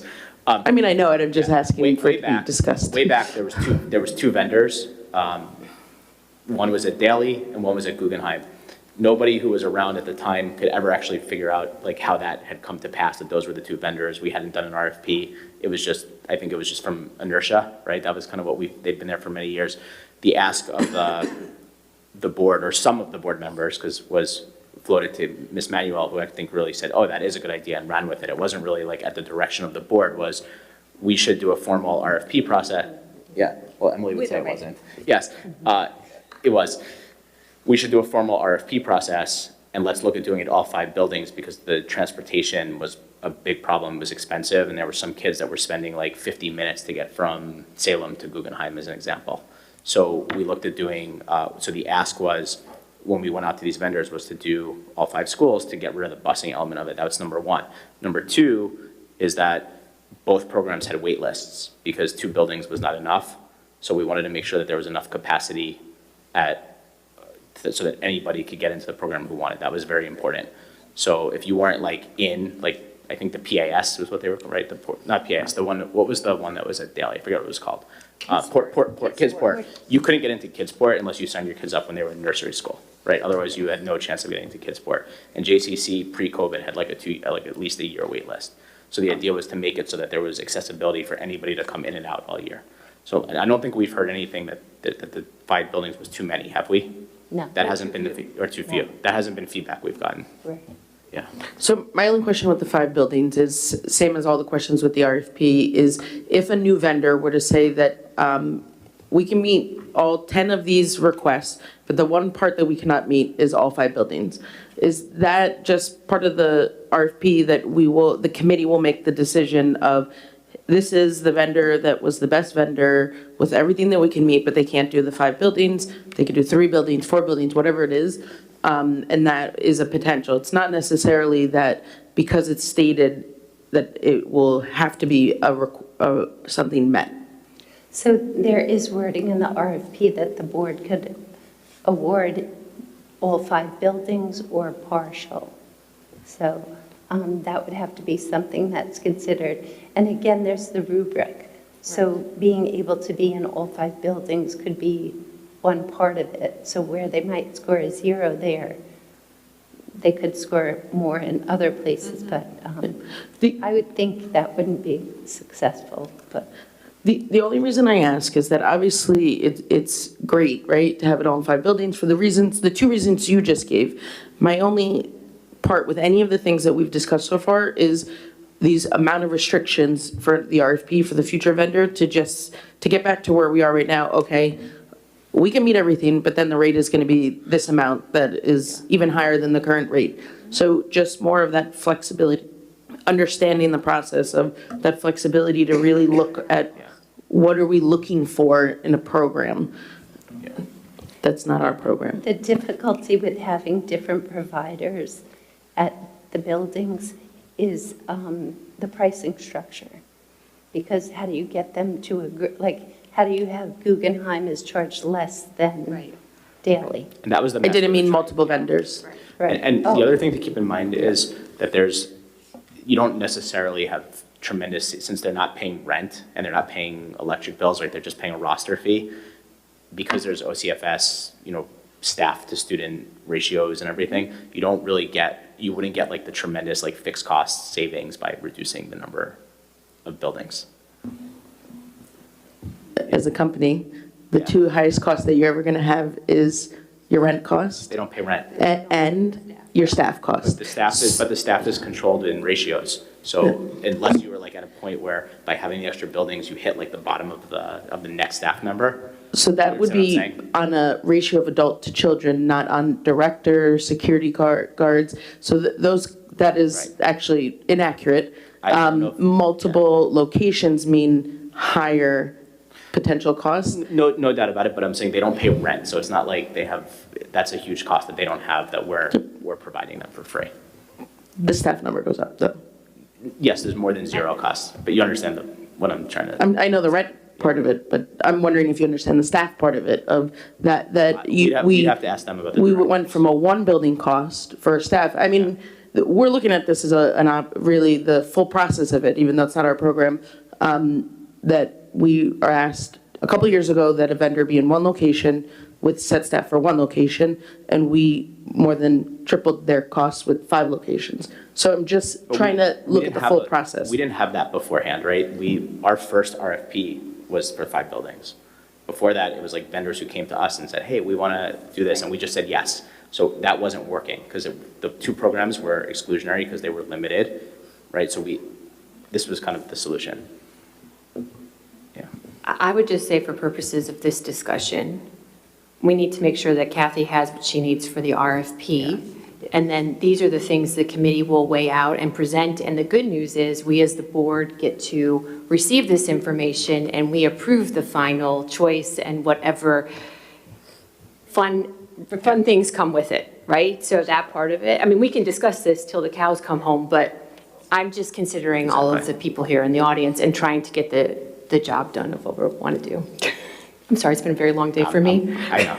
Okay. So you have That's all of my questions. You have what you need? Okay, thank you. All right.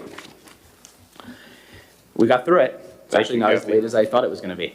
I know, but we got through the discussion items. Okay. So, moving along, item 11, the BOE meeting minutes. I'd like to make a motion to approve the minutes from the following meetings: December 9th, 2024, Budget and Facilities, December 17th, 2024, BOE. Good. Do we have a second? Ms. Gilliard, all in favor? 6-0. Okay. Next, committee reports. We do not have any committee reports today because there have been no meetings. So I'll just save everyone the trouble, and I'll remind everyone that we have policy on 117-25 Friday at 10 a.m. Audit 123-25, that's next week, 9 a.m. Budget 127-25 at 9 a.m. And curriculum in a month on 2/14-25 at 10 a.m., all in the CAM annex. Can I just ask a follow-up question? So on budget, I watched the video of the meeting because I wasn't here in December. Has there been any progress made with meeting with the legislators to discuss the foundation aid formula recommendations? And if there has, I didn't hear it being discussed, because is there a list of priorities that you wanted to present to the legislators on what you think should be achieved?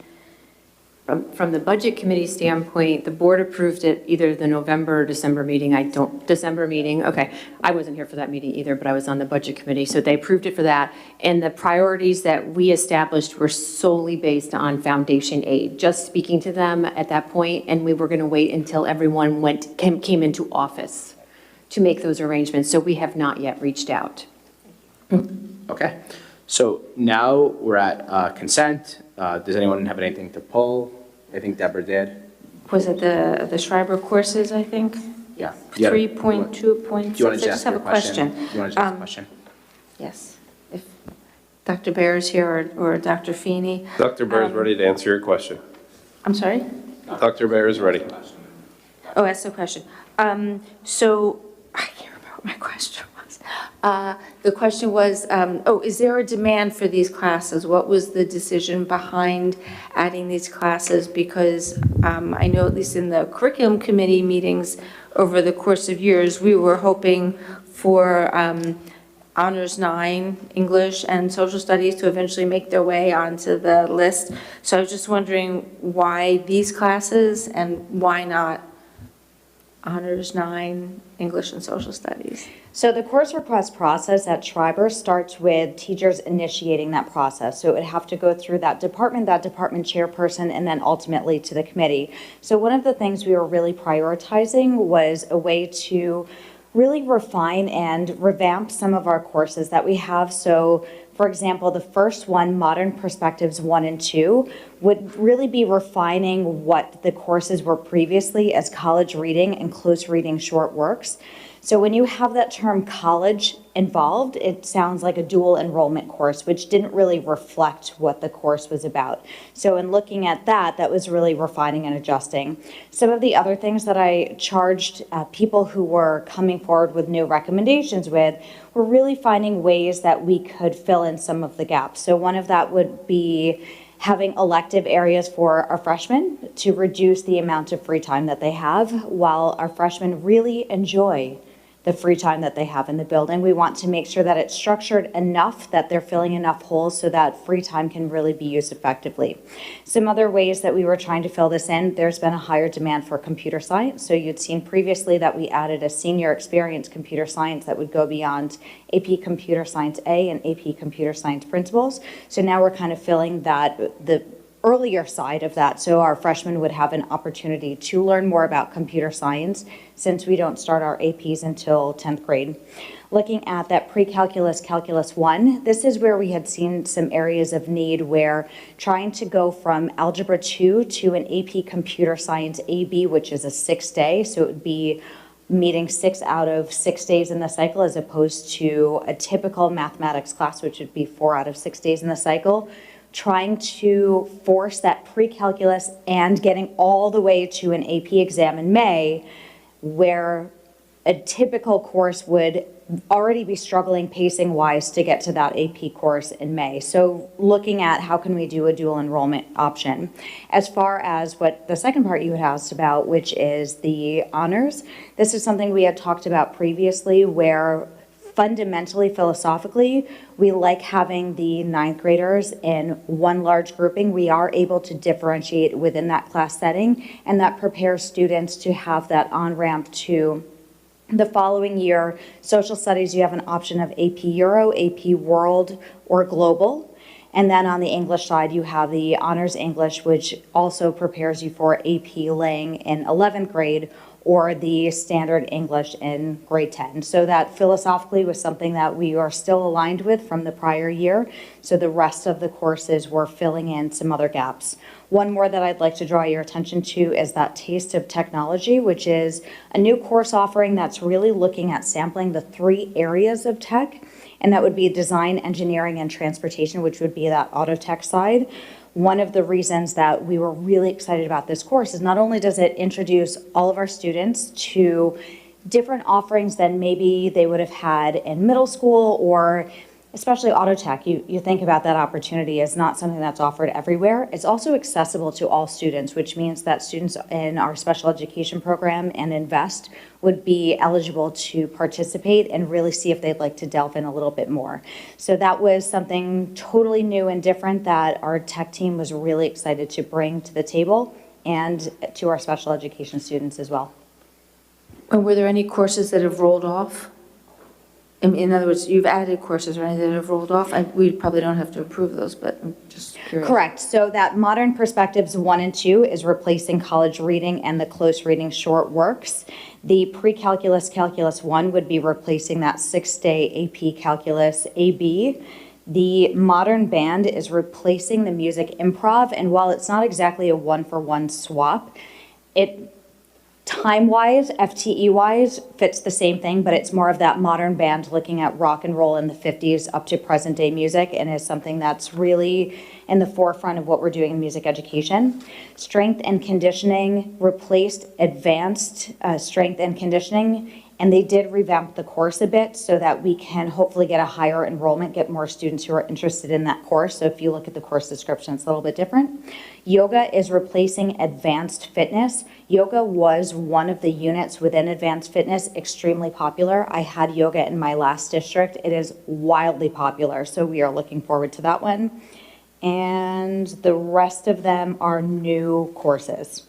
So then the other thing that we do, so we can't just add courses. It takes FTEs. Eventually you start stealing a pool of students from one place to the next. So that might mean we're running fewer sections of a different course and more sections of one of the new courses, or one of the others is just not popular enough to run. So we still need to stay within the FTE allotment, and we still are looking at the enrollment of students based on their course requests, which happen in the next month and a half. So I won't have an answer as far as what is running and what isn't running until I get those numbers in, but I can tell you the process of that is looking at the number of students who are eligible to take the courses, whether it's a grade level or prerequisites that they need to take, looking at the section numbers, what the FTEs are within each given department, sitting down with the AP liaison and the chairperson or director, depending on the supervisor, to see where we best need to allocate it. And then we make decisions for the FTEs based on that student need. Obviously, we need to fulfill graduation requirements. That is a priority, so that would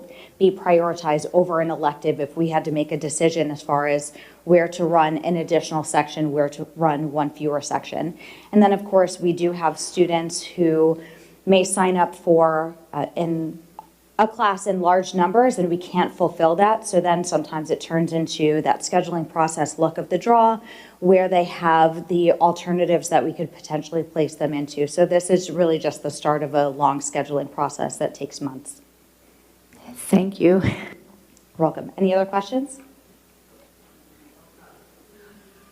Thank you very much. Very detailed answer. Okay. This time, I would like to make a motion. I lost my page. Hold on. It's my page. I'd like to make a motion to approve items 13.1.1 through 13.6.2A. Is there a second? Ms. Alvarez, all in favor?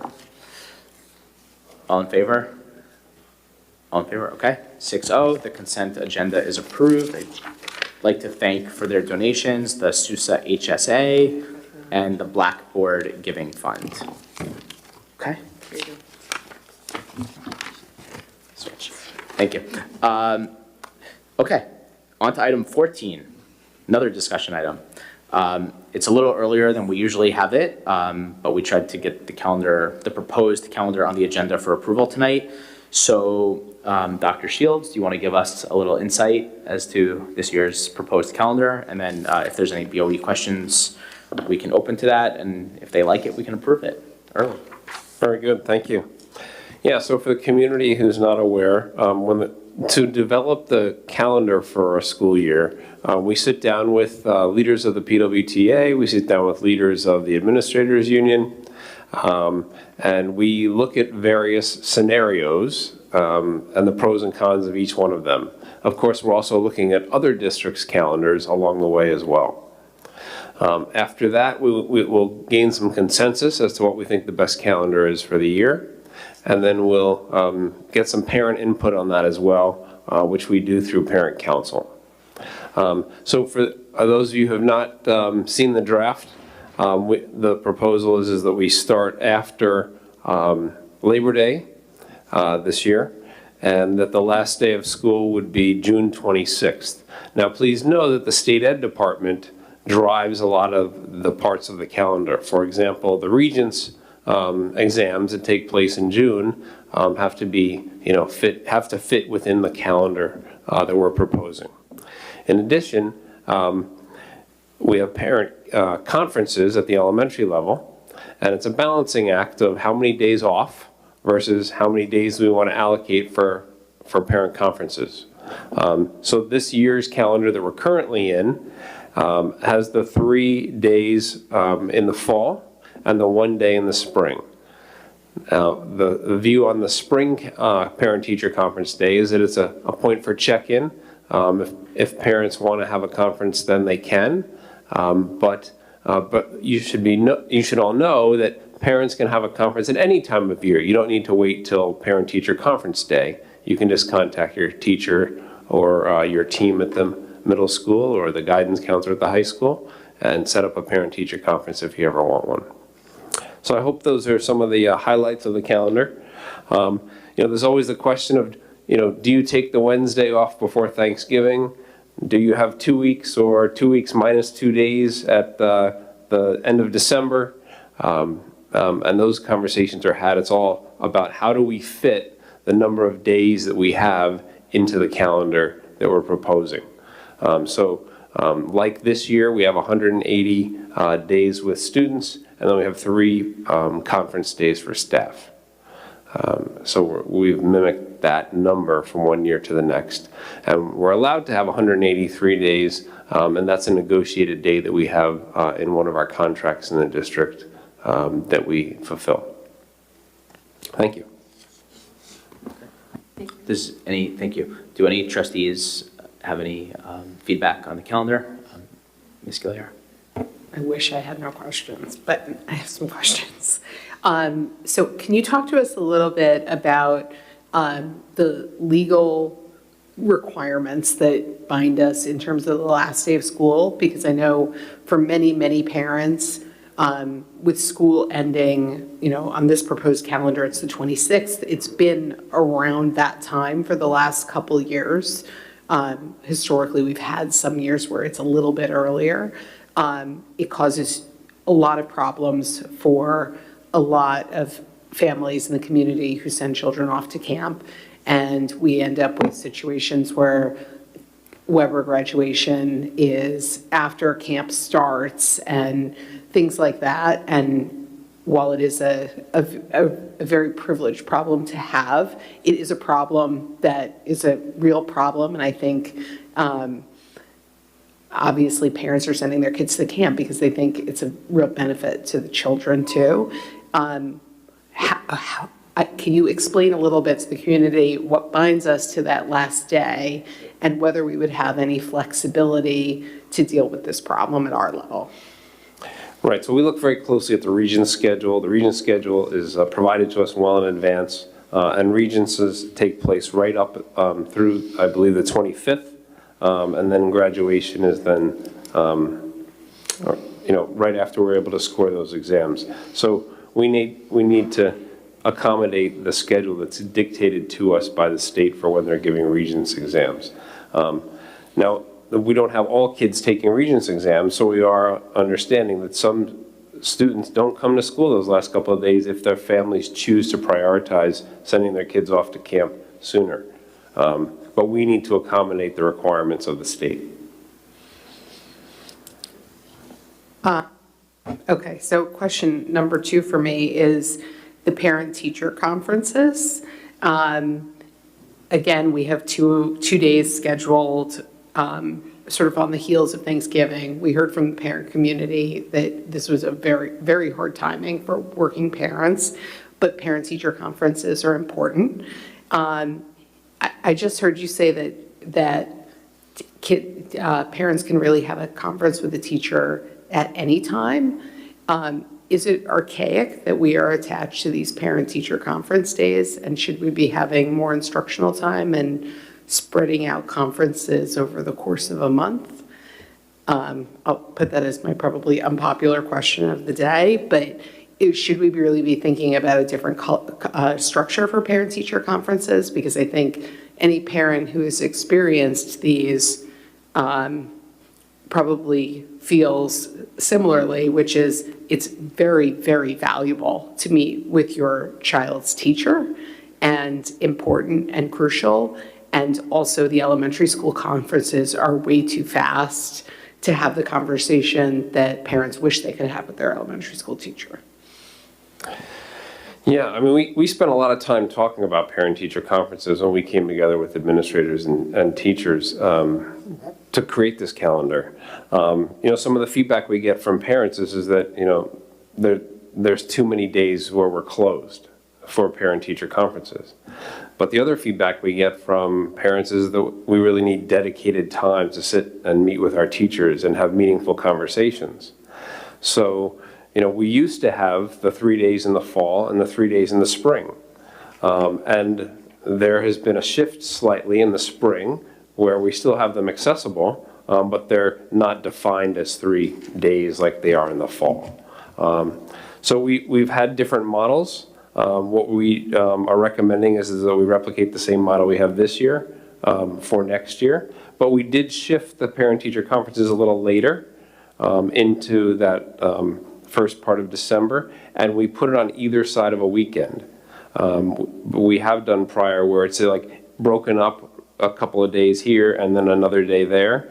And some parents have given us the feedback that it's harder when they're sprinkled through, and they were in November, for example. It's harder when they're sprinkled than if they're concentrated like they are in this case. So I'm not saying there's always an easy answer that fits all families, but that's what we're trying to balance. So the model we have for parent-teacher conferences this year was new last year, and we never discussed it. Sorry, new on the calendar that we passed last year, which is actually taking place right now. Thank you, Adam. So, and we as a board really never discussed that model publicly. And it at kind of all. happened the same way where it just appeared on the calendar that had to be approved that day. So I think we need to we may still have to approve this calendar and then take a step back and have a separate conversation about conferences before next year's calendar. Right, I agree with that. And also, as we live through the spring conferences, which are going to be different than ones that happened previously, is there room to revisit what conferences look like on the calendar for next year if we do this new model this year and decide that we need to tweak it a little bit? So I would say the board could always adjust the calendar prior to next school year if they feel that that was important. Yeah, and remember, those days off really only impact elementary, so it doesn't change the larger calendar. So that's actually a really good point, I think, is we can approve this tonight, and maybe curriculum could pick up conferences, maybe. Anyway, we don't have to decide that now, just floating it out there. Okay, so anybody else have calendar comments, questions? No one wants to talk about the not having 2-week Christmas break? No? Okay. So, I know. Okay. All right. I'd like to make a motion to approve item 14.1. Ms. Epstein, second. All in favor? Okay, 6-0. Thank you to everyone involved for getting this out early. I think this is the first time since I've been involved that we've gotten this done in January. So thank you to everybody. January. Yeah, first half of January. So thank you to everybody. Okay, item 15. We have several policies on the agenda to adopt tonight. I think we can just go right to the vote because we've talked about these quite a bit. Yeah. So I'd like to make a motion for approval of policy 4321.10-N, programs and services for parentally placed non-public school students with a disability, policy 4321.13-N, preschool special education, and policy 4321.14-N, special education personnel. Do I have a second? Ms. Brooks, all in favor?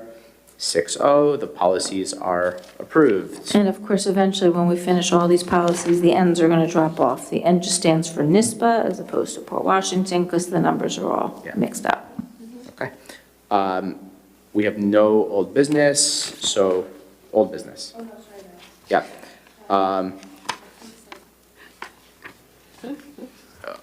Can I just pretend we have no new business and go right to? No, Okay.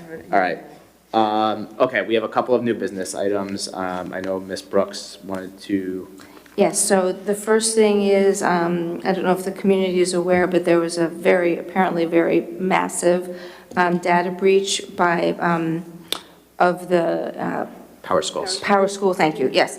And so I know that Nassau BOCES was affected, don't know to what extent. I know there are, I think, about 10 or so districts on Long Island that were impacted. Power School is still trying to figure out if there are any other districts who were impacted. So I don't need an answer today, but if we could just please find out if Port Washington has been impacted by this data breach, whether because of Nassau BOCES, any information we have at Nassau BOCES, or anything that we have just, as our own little standalone school district. And you've already been informed that Dr. Shields is going to have there's going to be a Q&A tomorrow with BOCES, so we're already. Yeah, well, I know that, but the community doesn't, so yes. Just want to make sure you're telling that for the community. Okay. Thank you, yes. We should clarify, we, as of right now, have no business contractually with Power School at all. Correct. It would just We don't be use Power School. It would only be if BOCES, right, and none of our students in that regard. Correct. So that already answered my other concern. And then I had asked if I could give a really quick legislative update. So the legislature passed and the governor signed the bill for a few things. One was for an ex officio student BOE member that's going to go into effect next year, and NISBA is currently drafting a sample policy as to what that should look like, but we do have a policy, 2121, that I don't know who will be doing it next year, but it says that a board member must be 18 years of age or older, so I don't know if that includes an ex officio board member, but just to put on everybody's radar, might have to take a look at that. Yeah. So we were still waiting for the governor and Yes. legislation to give us the details. I saw Yes. the thing about NISBA, so I hope it gives us some information. But that's a good point to make. Thanks, Deb. Yeah, and the next thing was, I don't know exactly what the bill was called, but there is a law in effect that dictates the minimum temperature that a classroom can be. There is now a law that dictates the maximum that a classroom temperature can be. The bill has been signed. It's an unfunded mandate, which of course means we're not going to get money for air conditioning or anything else right now, including our electric upgrade, but an amendment is likely. There are a lot of questions around this. How do you measure it? It's not about being in the shade for, I don't know, whatever, but what happens if there's one classroom in a building that's over the heat limit, but not another one, or in one building, but not another building? There are lots of equity issues, and personally, when I read the bill, I thought, well, this is a good idea, but there's going to create a lot of confusion, and that's exactly what's happening. So it's believed the legislature is going to have some type of amendment. And finally, in the State of the State today, the governor highlighted her desire to actually have universal free meals in schools, some type of a cell phone ban in schools, but we don't really know what that looks like, and also unplug and play to, those were the highlights, I think, of education stuff. Don't know what it all looks like, but just wanted to put it on everybody's radar, and I tried to keep it short and It's sweet. very helpful. Thank you very much, Ms. Brooks. Okay. Any other new business? No? Okay. This is our second opportunity for the community to be heard. Didn't look like anybody signed in. Oh, okay. Since you didn't sign in, just if you don't mind stating your name. Yep. Hi. Can you hear me? Yeah. I think I'm a little taller than the last person maybe that was in here. You can just take the microphone if it's easier also. Okay. Hi. I want to say good evening, but we probably actually should say good morning. I'll try to be 10 quick. minutes. I know because it's very late. My name is Lisa Bridge. I am here as the Executive Director of the Port Washington Children's Center and also representing our Board of Directors. So thank you for giving us some time to address some of the things that were brought up about the RFP today. We feel compelled to have to address this. We had sent this to the board as well, but just to understand a little bit what happened also with our fees and how we sort of got to this place of this mid-year fee increase. First, I want to make some, not just corrections, but maybe clarifications about, I think, some confusion of what the partnership was to us and what had been told it was, and how therefore that shaped the entire economic landscape of how we had to design the program and the implications and costs that put on the Children's Center, and hundreds of thousands of dollars of fees that it cost us that were not recoupable. So the first piece I want to say is that we were told we were the district partner, and that's a very critical piece, that we were not a third party. Therefore, as the district partner, we were given specific guidelines that structured our fees. We were told when we can raise fees, when we could not raise fees. We were told that the roster fee would be waived, but then we were charged it. So that was another $11,000. As the district partner, the assumption was there was security that would be there. Unfortunately, security was not then put in place, so the Children's Center had to incur security to make sure all of the sites were safe for the children after hours. In addition, we ramped up 5 different licenses. The way that licensing works quickly is that you need a license for every location, regardless of whether or not there's an overall provider. That cost our center over $200,000 and about 8 months to ramp up all of those licenses. So when thinking about the RFP for any provider in general, I do want to suggest whether or not it's decided that the Children's Center, which we would be very honored to continue to serve the community, whether we continue this or another provider does. It takes a long time to do licensing. It's very costly, and those fees and the cost of, that were part of that were not part of this. So. In 30 seconds, I will tell you very quickly, we were told also to turn no child away until this fall. We gave away $150,000 of of financial aid We turned No Child away. We were told we had no choice in that. We then started to give more financial aid process around. We gave $180,000 to local community through vendors. We were told we needed to have third-party vendors. We did not have a choice in that. So that was part of the reason why that was in place. We scholarshiped in every single child into the vendors so that no child was left behind, and there was no equity issue in that. We provide athletics, arts, music, crafts. We have a early childhood coordinator. Is there any way, can I ask for a 10-second, like, or 15-second extension for being here for 4 hours? Thanks. Yeah, go ahead. I appreciate that. We were required to match the prices of the DCC upon when we acquired the RFP, which made us lower our rates by 30%. But then we were told to, as Assistant Superintendent Manuel expressed today, have certified teachers. Certified teachers are much more expensive than high school students. When you look at scope and you look at other providers like that, how are they cheaper? They have 18-year-olds watching your children. We have professionals. We have people that have degrees. We have people overseeing them. All of this is part of why our costs went up, because we were required to keep that in place. The other piece I want to say just very quickly that's important is we were given the green light in June, and we had a meeting with members of the Port Washington Children's Center present that ratified new rates, that raised the rates. We put those out to the public, and then we were told to undo that. We undid that. We were told the RFP was coming out in October and it would be in place for January, and that then we would be able to adjust the rates. We would be adjusted to the reality of what it costs to run the program safely and to offer all these different things that we were told to do. Unfortunately, what happened was then silence, and we rolled into January without a new RFP when our entire budgeting had been based around these new rates.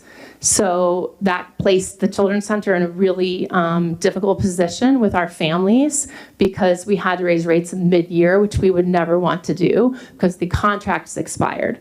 So we're currently working off an expired contract, providing the services and not turning any families away. And we've retained a majority of the families. We were also told we needed to get rid of the one-day families during the new RFP process, which is why the 1 days we're now. So we're now not part of the January schedule, because we're trying to follow the RFP as we were told to do it for 2025. So I just wanted to thank you for the extra time. I appreciate that. Just make that clear that we are committed to this. We've really enjoyed being a partner to the community. We're here specifically for Port Washington residents and people that work in Port Washington, and we would love the honor to be looked at as a provider going forward. And we are willing to adjust to meet the needs of the community. But I did want everyone to know, especially the school board, that most of the things that were in place and that the community may not have understood were actually mandates to us. So I'm also here if there's any questions for anyone may have to the Children's Center. Thank you. Okay, thank you very much, and thank you for offering your perspective on that. So, any other speakers? Go ahead.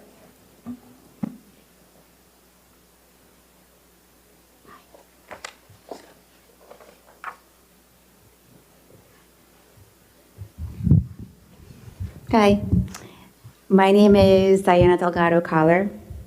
Prior to having kids, I had a plan about how I was going to raise them and when I was going to introduce technology. I always thought it would be when they were about in their teens somewhere. I hadn't really thought it through, but I figured around there. I have nieces and nephews. And then my current second grader was given an iPad when she was in kindergarten.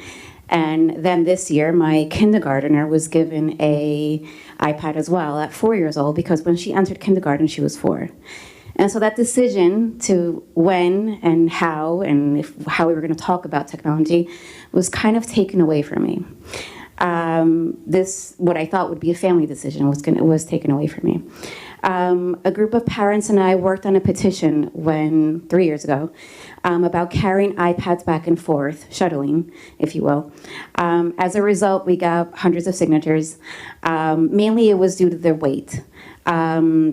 Shortly after we received the signatures and one of our members presented here, this requirement for kindergarteners to shuttle them back and forth was taken away. However, and it remains the same, my kindergartner is not carrying it, but my second grader is. And so the weight of the backpack, which is about like a third of her weight with her backpack and her water and her Chromebook now, it's a lot. And it's also something that should be considered when we discuss electronics. As you consider this as the board going forward, I don't think I've ran into anyone who was excited about having their kindergartner have an iPad. I think most people I've spoken to also aren't excited about the idea of having these devices in their homes in elementary school in general. I think a town hall or a survey perhaps to understand parent views outside of maybe my bubble would be important. I'd be curious to hear from a larger subset of the community, especially in elementary school. Our kids are so little. And maybe other parents have the same plans and have thoughts as well. Also though, let's talk about equity.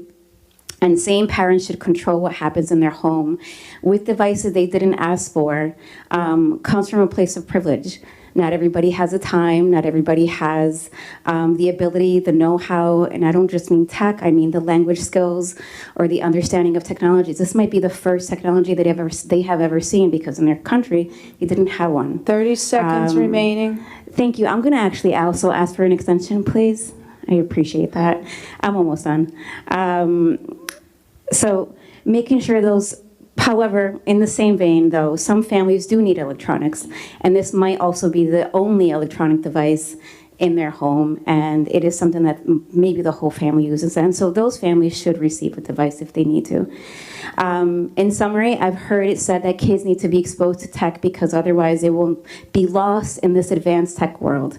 I got to tell you this isn't true, and I know that because my generation didn't grow up with it, and we made worldwide social networks. The generation before me created the computer. Neither of us grew up with tech. I just also want to clarify, though, I am not a Luddite. I come to you as someone who used to design websites and boost Google search results for your website and your business, and currently getting the most likes and shares as a parent influencer on social media. My personal opinion as a parent of 3 kids is that my elementary school kids Time expired. Thank you. Just 10 more seconds. My elementary school kids do not need devices at home, and I hope we can continue this conversation, and by the time my toddler is in kindergarten, he won't be introduced to an iPad. Thank you. Thank you. Any additional speakers? Okay, so at this time, I'm going to make a motion to recess for a quick executive session, really quick, to discuss contractual issue, really quick. And then, so you all get to leave. We will not be returning. Don't you need a second for that motion, It's though? going to be really short. Okay, and our next meeting will be January, do I have a second?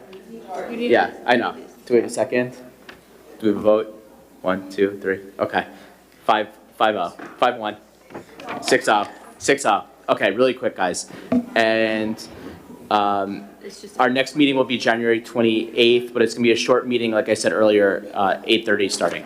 Okay, thank you, everybody.